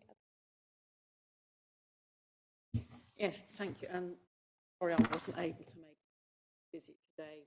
But I have read papers and seen fresh eyes. So apologies if you've kind of been through it at the previous meeting. I mean, it's clear that what we have in the improvements have been made in the meantime. My first question, though, is to understand. So there is an existing in place. So is version 1 that we've got in front of us exactly the same as what was agreed February 2021? Through you, Chair, exactly that point. So what the application is for essentially a renewal of that planning permission. It's still extant, so they can implement it. What has happened since the deferral at last committee is they've taken the opportunity to revise that design based on members' concerns over the design to come up with an improved situation to that which has already been approved. So we've got something that they can build, and essentially if committee decide to approve this application today, they will have the option to either build what they've already got approval for or build this revised decision. But it gives committee an opportunity to look at an improved situation. Thank you. Begs the question why they want to. Maybe they're not quite ready to start. But my other question then relates to paragraph 7.25, amenity of future occupiers, the proposed dwelling. So I think it's in the previous section talks about access to light for the neighbours and impact.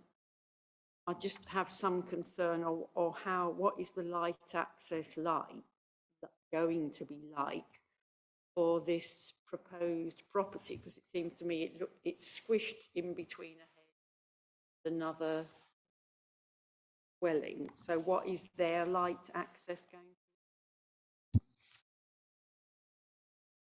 Through you, Chair. In terms of the size of the windows and the orientation in terms of the bedrooms, we are satisfied that it can provide adequate natural light without being reliant on artificial light. So it has been looked at, and we're happy that it meets those requirements, that it has got adequate natural daylight. When we were on site, we noticed that the neighbouring house has got two, which go quite close, but they are for the stairwell and the bathroom. Councillor Agar. Thank you, Chair. Two things really. One would be, I was relieved to see condition 8, but it doesn't precisely remove development rights. It just asks for it to return to the committee. See any further application, I think. Through you, Chair, that's exactly the purpose of removing permitted development rights, is the fact that they can't do it without control. So they would need to apply for planning permission, and it allows the local authority to be able to control that. What we can't do is put an edict to say you can never build ever, ever, ever. What we do is that it comes back to the council to be able to be considered properly.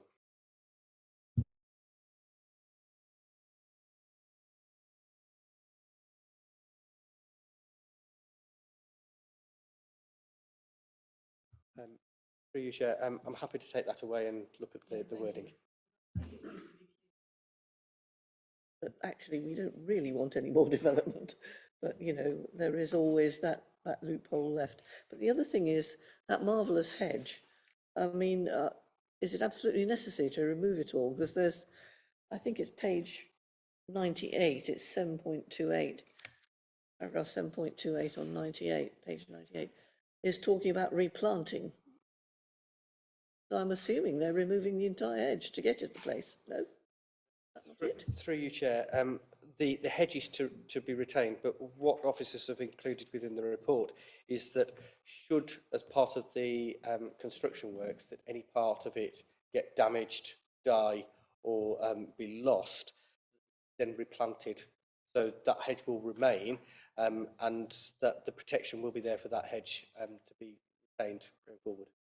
You've all seen it before. Happened on Rose Avenue, on Nunnery Lane, and they grubbed up the entire hedge. I'd really not like. I'd like to feel that really was not going to happen, and we'd keep an eye on it. Councillor Cleary. Thanks, Chair. It's just a point that may be useful for Councillor Denham, who wasn't at the previous meeting. If I've misremembered, correct me. But my understanding was that this decision, the original decision, wasn't made by the committee, made by officers, because there wasn't a committee meeting. It was to do with COVID, I think, just to clarify in case you weren't aware. That's correct. Do I have any other questions, comments? Do I have anybody ready to move to a proposal? Ross? Propose that we accept, grant permission for this. Okay. Do I have a seconder for that? Who wants to? We have Councillor Denham because she's not here. Why not? Give you the chance. Why not?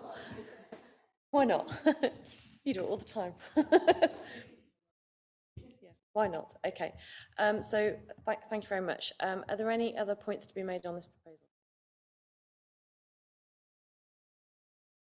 So are we ready to move to a vote? So can we have votes in favour of the motion, which is to, in support of the application, the erection of a new dwelling with new vehicle access on Drake? All those in favour, please. All those against? 4, okay, yeah, that's carried.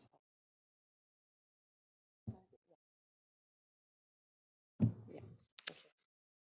Okay, so my casting vote, I've carried it. Yeah. Yeah, I'm going to say that. Yeah, that's right. So because the chair gets a casting vote, I am going to vote in favour. Thank you, which therefore means it is carried. It was 5-4-4.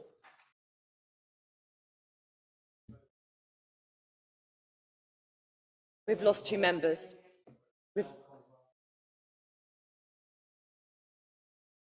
Yes.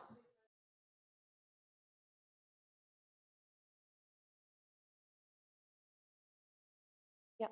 Yeah, no, I've definitely got 4 and 4.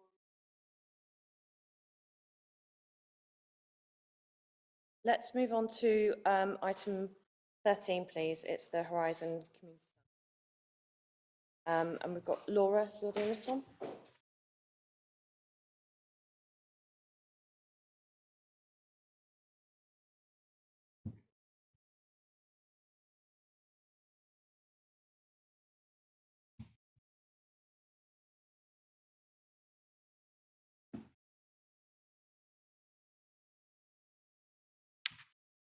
Thank you, Chair. This application, again, is for full planning permission for the erection of a single-storey extension at the existing Horizon Community Centre on Midland Road. The proposed extension is designed to accommodate additional classroom space at the community centre. The application is brought to the committee as the applicant is Worcester City Council. As you'll see, the proposed location is outlined in red. And now just a satellite view with the property or the building indicated by the red cross. Now looking at the existing site plan, the existing site benefits from off-street parking for 18 vehicles with 4 accessible spaces, although it's not shown on that plan. Now the proposed, as you can see, the proposed extension is coloured yellow and orange. Is designed to run alongside the existing meeting room at the site. The proposed extension would create an additional 35 square metres of floor area. Now looking at the existing and proposed south elevation, as members will see, the extension has a pitched roof and it has a height of 1.5 metres. Now looking at the existing and proposed west elevation, as members will see, the proposed extension also includes roof lights, and it's proposed that the materials would match those of the existing building. Now moving on to the photographs. First photograph here showing the area of the proposed extension opposite the existing children's play area. And again, a closer view of this elevation. Now panning around, the tree that you can just see in the left corner is an existing sycamore tree which is covered by a group tree protection order. Now looking the opposite way towards the TPO trees. There have been no neighbour comments received during the course of the application. During the course of the application, initial requests were received for further information from the tree officer and the Highway Authority. However, following the submission of an arboricultural method statement and an additional transport note, both the Highways Authority and tree officer have commented stating that they have no further objections subject to conditions. Members will also see the list of recommended conditions relating to car parking management plan, details of cycle parking, details of the proposed materials, and a condition to ensure the compliance with the tree protection method statement. So therefore, for the reasons set out in section 8 of the officer's report, officers have concluded that on balance, taking into account all the material considerations and the social and community benefits that the proposed extension would bring, the submitted proposals are therefore considered acceptable, subject to the conditions set out in section 9 of this. Yeah. Great. Thank you, Laura. Do I have any questions, please? Or comments? Are you right?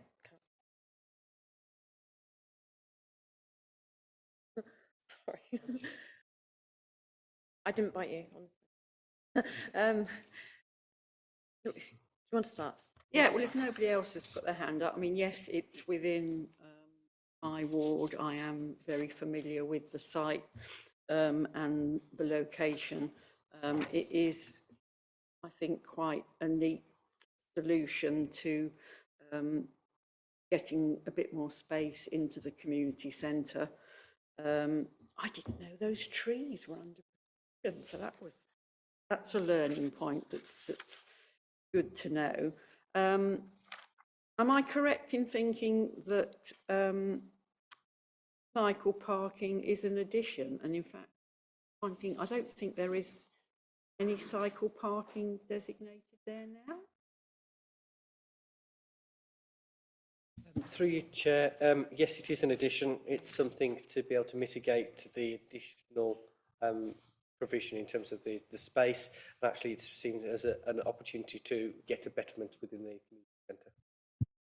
Yeah, I mean, parking can be challenging there at times, I have to say. If we actually get a parking management plan and cycle parking, I think both those things will be really positive. And I don't, yes, no, there obviously is potential with the additional proposed classroom of some additional in demand, but not necessarily, and I guess, you know, mitigating it, cycle parking plan could be really positive. One other question, Worcestershire Regulatory Services, can the applicant provide details of the proposed location, the MVHR? What's one of those? Paragraph, page 110.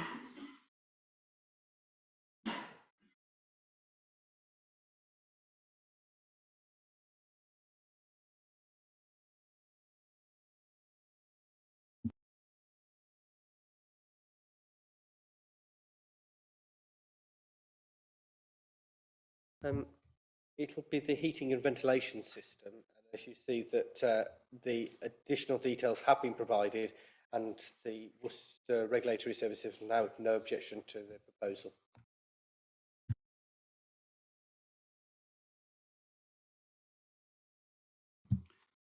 Thank you, Chair. Do we have, about the cycle parking, do we have assurances that this will be secure, covered and accessible, please?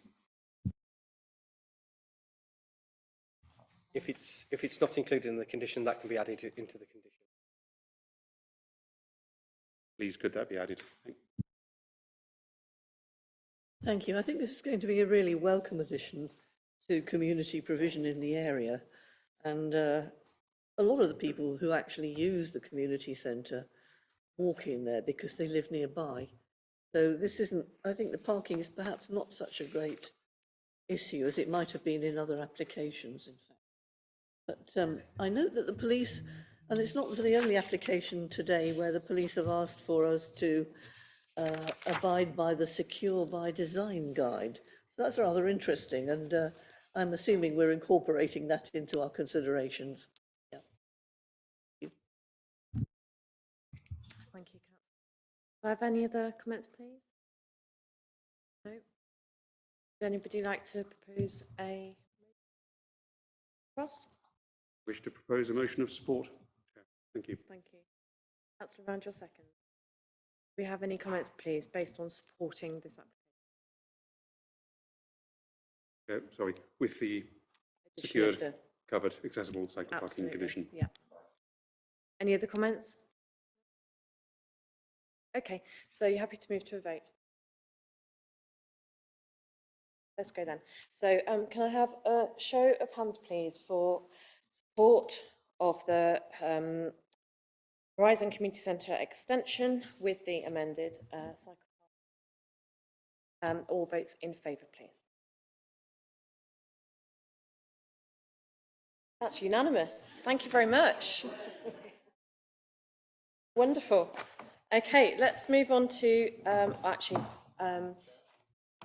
yeah, we've had the declarations of interest from Councillor Cross and Councillor Cleary.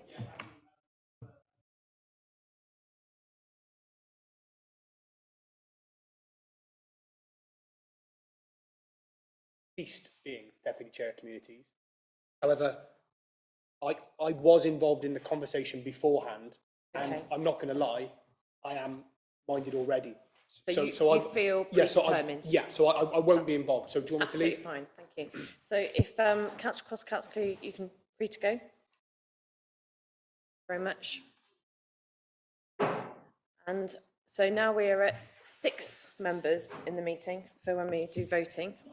We can add it up to 6 rather than 8. That's 7 including you. 7 including me. No, 6. 6. It's been a long day. We're quorate on 6. Yes, and we're quorate on 6. Yeah, just, yeah. Yeah, nobody's allowed a toilet break. Sorry? Nobody's allowed a toilet break. No. So no one. How much? Okay.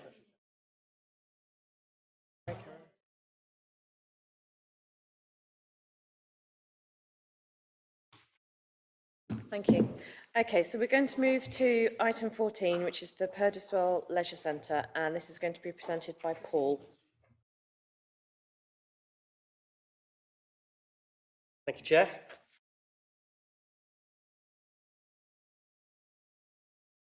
A lovely tree.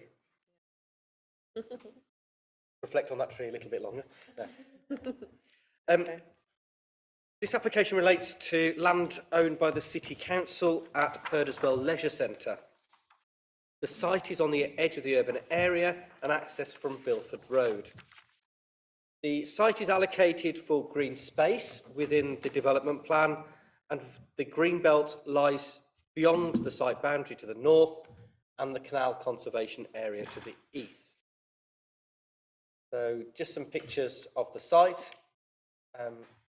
Laid out existing as playing fields, and we've got some pictures of the playing fields and also the leisure centre on the top 2 pictures. Just coming around, looking at the other direction and the car parking background, and then some more pictures of the area of the leisure centre and also the playing fields.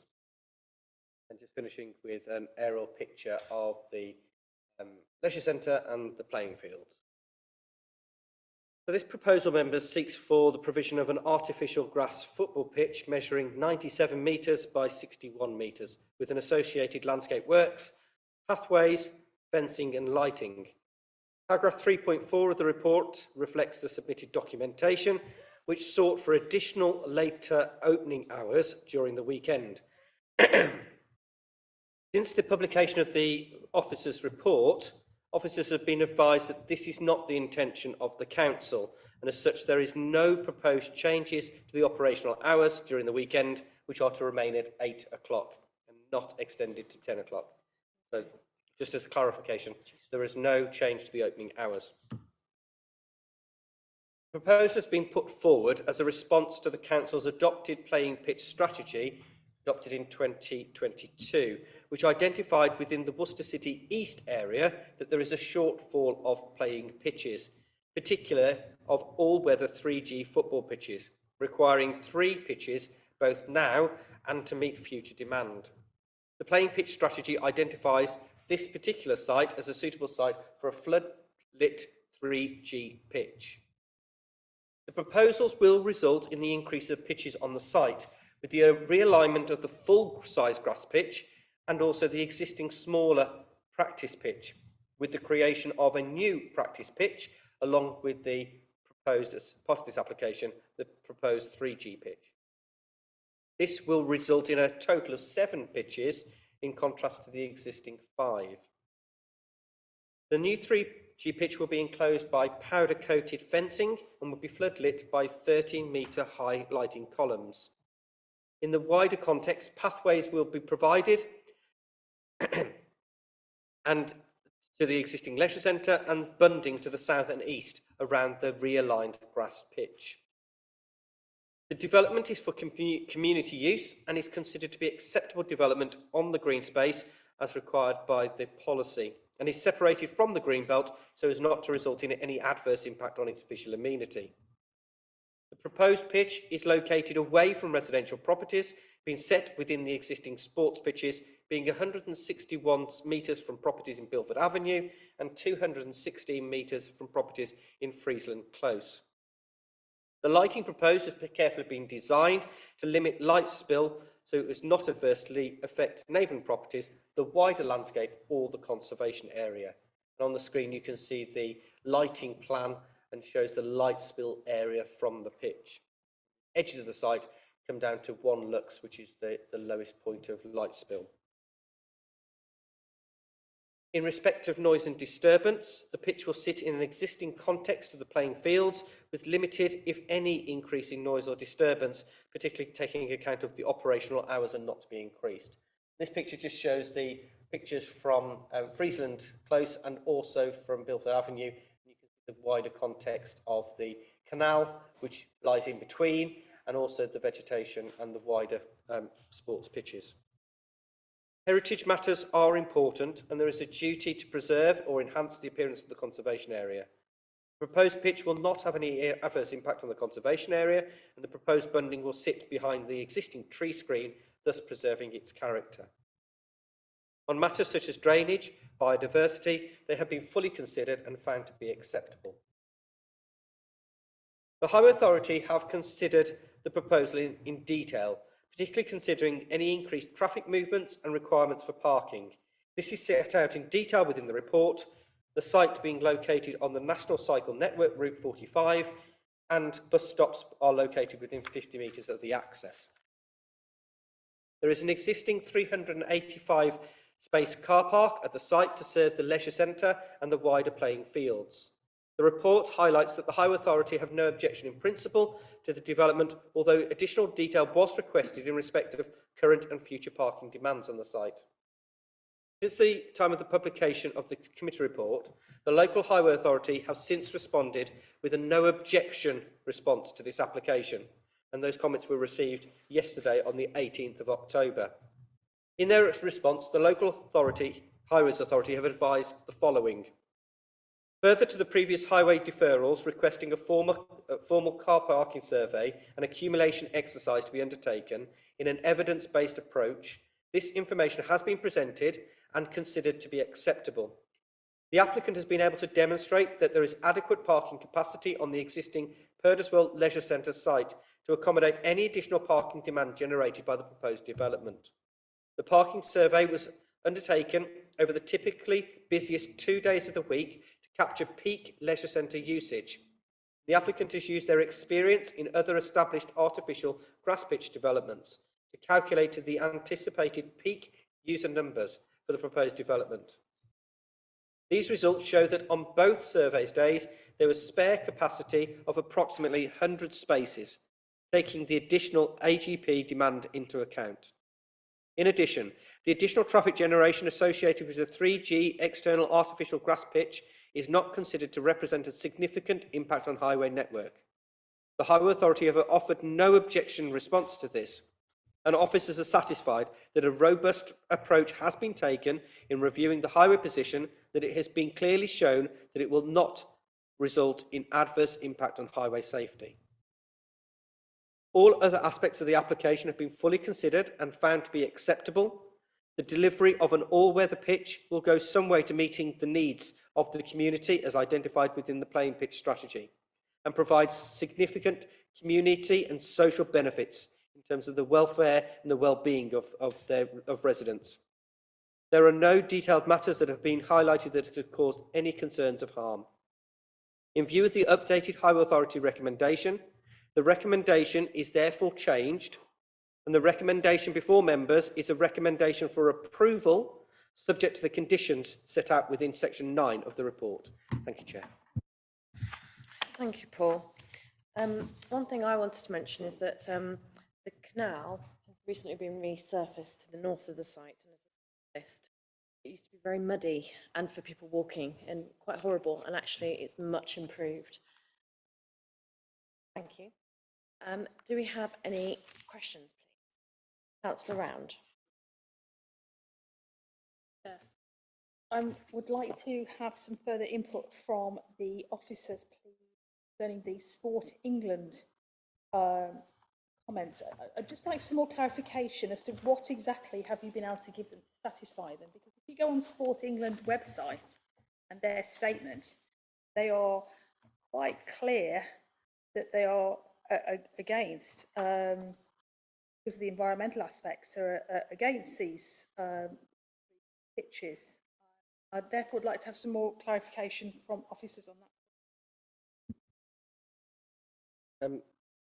Through you, Chair, at paragraph 6.8, as you can see that those concerns were raised in August, but since the applicants provided additional justification to Sport England, there was an additional response on the 7th of September that they advised that they wish to raise no further objections to the planning application, that they are happy that it meets the exception 5 of their policy, and therefore they are happy that there is no objections remaining. Is that okay? Sorry, So they revised their recommendation. Can you just clarify what this meaning about justification and that? I just don't understand. There's a contradiction here between this, the report, and what Sport England have said to yourselves against the statement that's on their website, where they are firmly opposed to their introduction. And in Believe Europe, although we've left Europe now, they are banned, or you're not meant to be using them, or have I misunderstood the position? Can someone clarify for me? I believe that the position about 3G pitches is to do with the plastic infill. But the problem is that the alternatives at the moment aren't quite good enough. So we're in this stage also with recycling in the country where we don't have it, where the technology isn't really there for an alternative. That was a discussion. I think there was an extra paper to Communities Committee that really explained that. So it was quite detailed from the environmental aspect. I think, Alan, you...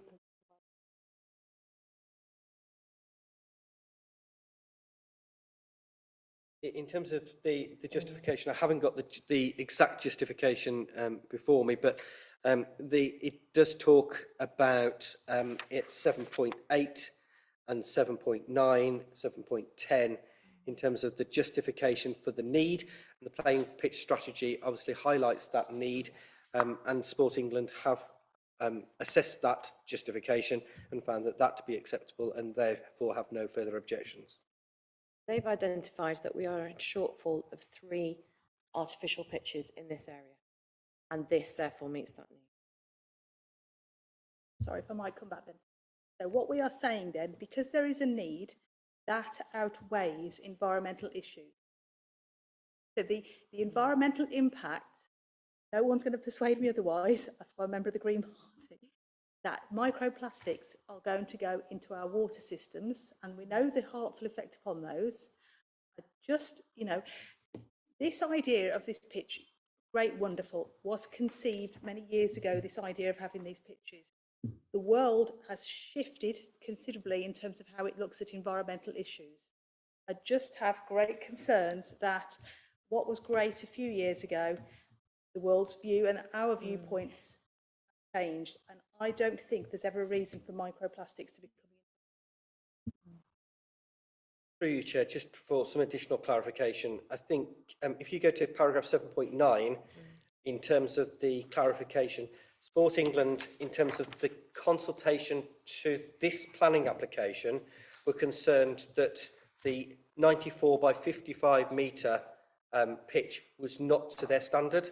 And so the justification in terms of what has been put forward is based in terms of the reduced size of the pitch rather than the specification. That's what I understand from the report. So it's the size rather than what it's made. So we're still coming back to them, we've still got an issue with microplastics. That therefore, environmentally, this is a big disaster. I think the property team have looked into alternatives, and what they're proposing is what we have here. And through you, Chair, if I can be helpful, that is material consideration for you.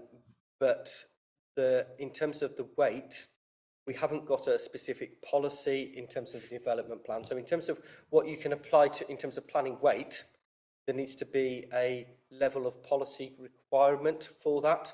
We haven't got that policy requirement. So it is a material consideration for you, but what members will be doing is weighing up those concerns against the other benefits that the scheme will offer in terms of meeting the demand, in terms of the social benefits. There is an environmental benefit, disbenefit that you may wish to consider, but that's something for members to look at in the round and consider that in terms of, is this an appropriate planning position in terms of a decision that you need to make? I wonder if it's helpful, but in paragraph 6.12, the South Worcestershire Land Drainage Partnership had no objection, subject to a planning condition to secure final design details of the proposed routes and points of discharge. I haven't kind of cross-checked into section 9, but have we put those conditions, have they translated across?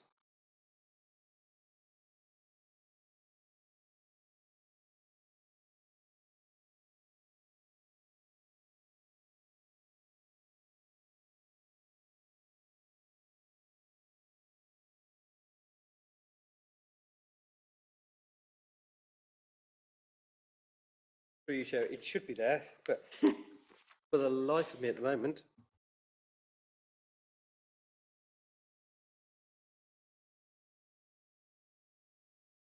not there, but that, if members are satisfied with this proposal, that certainly will be an additional condition. That's what's confused. Yeah, if members look at condition 8, yeah, there's been some confusion because the reason for number 7 has got a number 8 against it, and then at the end of where it says South Worcestershire Development Plan should be what is condition 8 in terms of the drainage condition. So yes, it is there.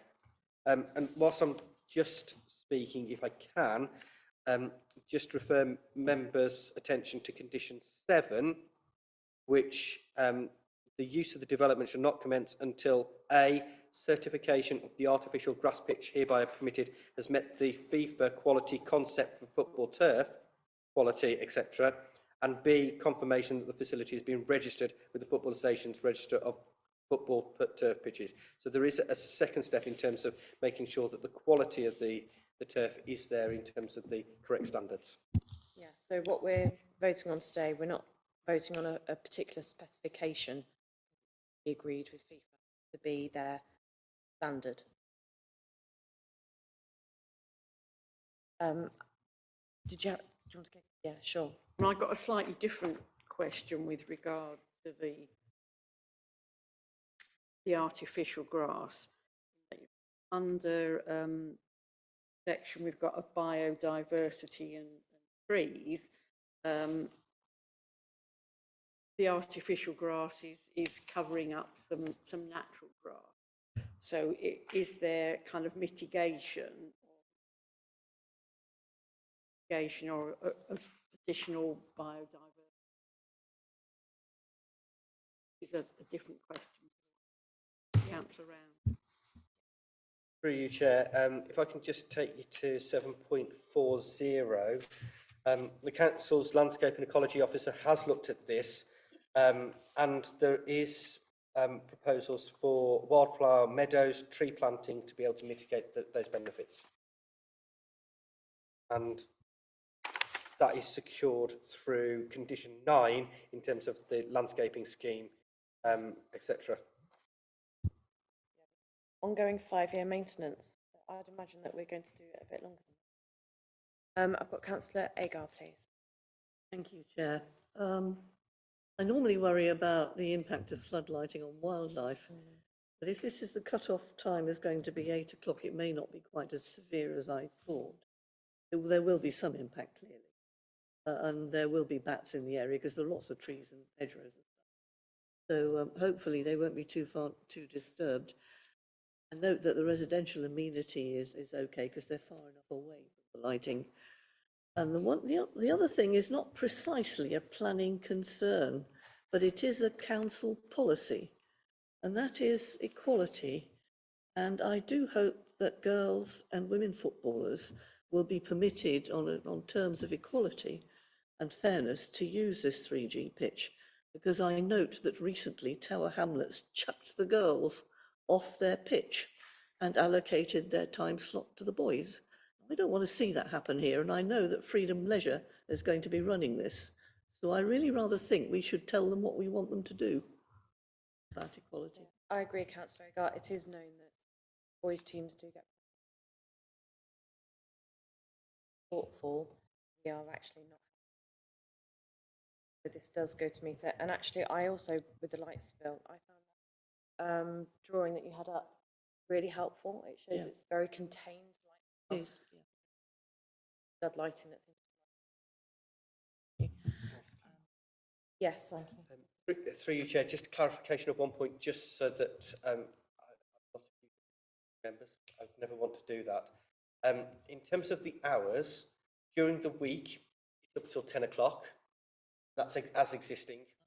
During the weekends, 8 o'clock. What was proposed is that the weekends was extended till 10 o'clock, and that was done not by officers, but by the agents. So that has been clarified. There is no change in the existing hours. It will still be 10 o'clock. So in terms of Councillor Agar's point, in terms of the lighting, there is that opportunity that it will go to 10 o'clock during weekdays, but it will be 8 o'clock on the weekend.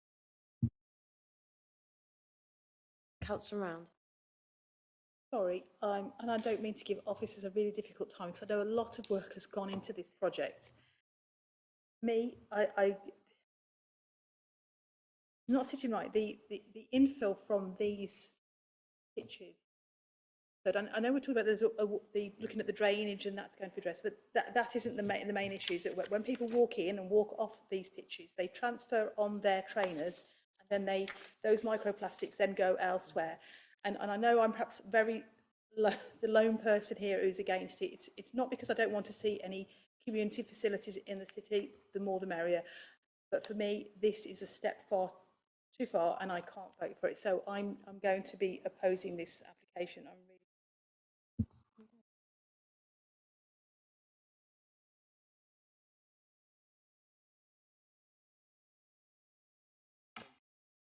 Through you, Chair. The detail of the actual pitch, as we said in condition 7, is going to be provided, and I know that's not. And in terms of the wider comments, we need to base it on planning considerations, and I appreciate that there might be some wider considerations, but we're considering the planning considerations at this time. Yeah, and Councillor Rounds, not all infills are plastic. It's just that is a FIFA standard. I'm sure there's like coconut or something, and bark, and goodness knows what else. Anyway, any other comments, please? I welcome the reference to the planning health. After that, a number of years ago, actually, to see it quoted here, used here, a really useful reminder. And actually, in terms of one of the neighbour comments of, concern about the health impacts of this, we're facing a crisis in health and the environment, so we must protect areas of crucial support. Being able, a really, really important.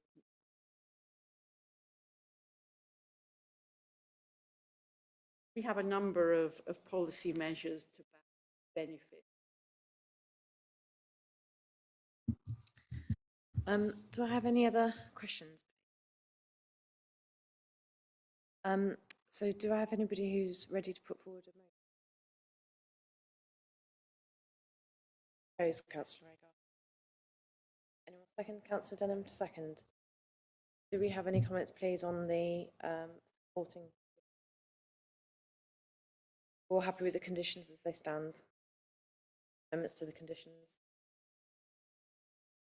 Okay, so should we move to a vote? Right. Get this right. So this is for the creation of a 3G artificial grass pitch at Pedswell Leisure Centre. Can I please see all votes in favour? Those against? That's everyone. Okay, is that the last mic? I just asked that my name be recorded as it. Of course. Right, thank you. There's no any other business, so the meeting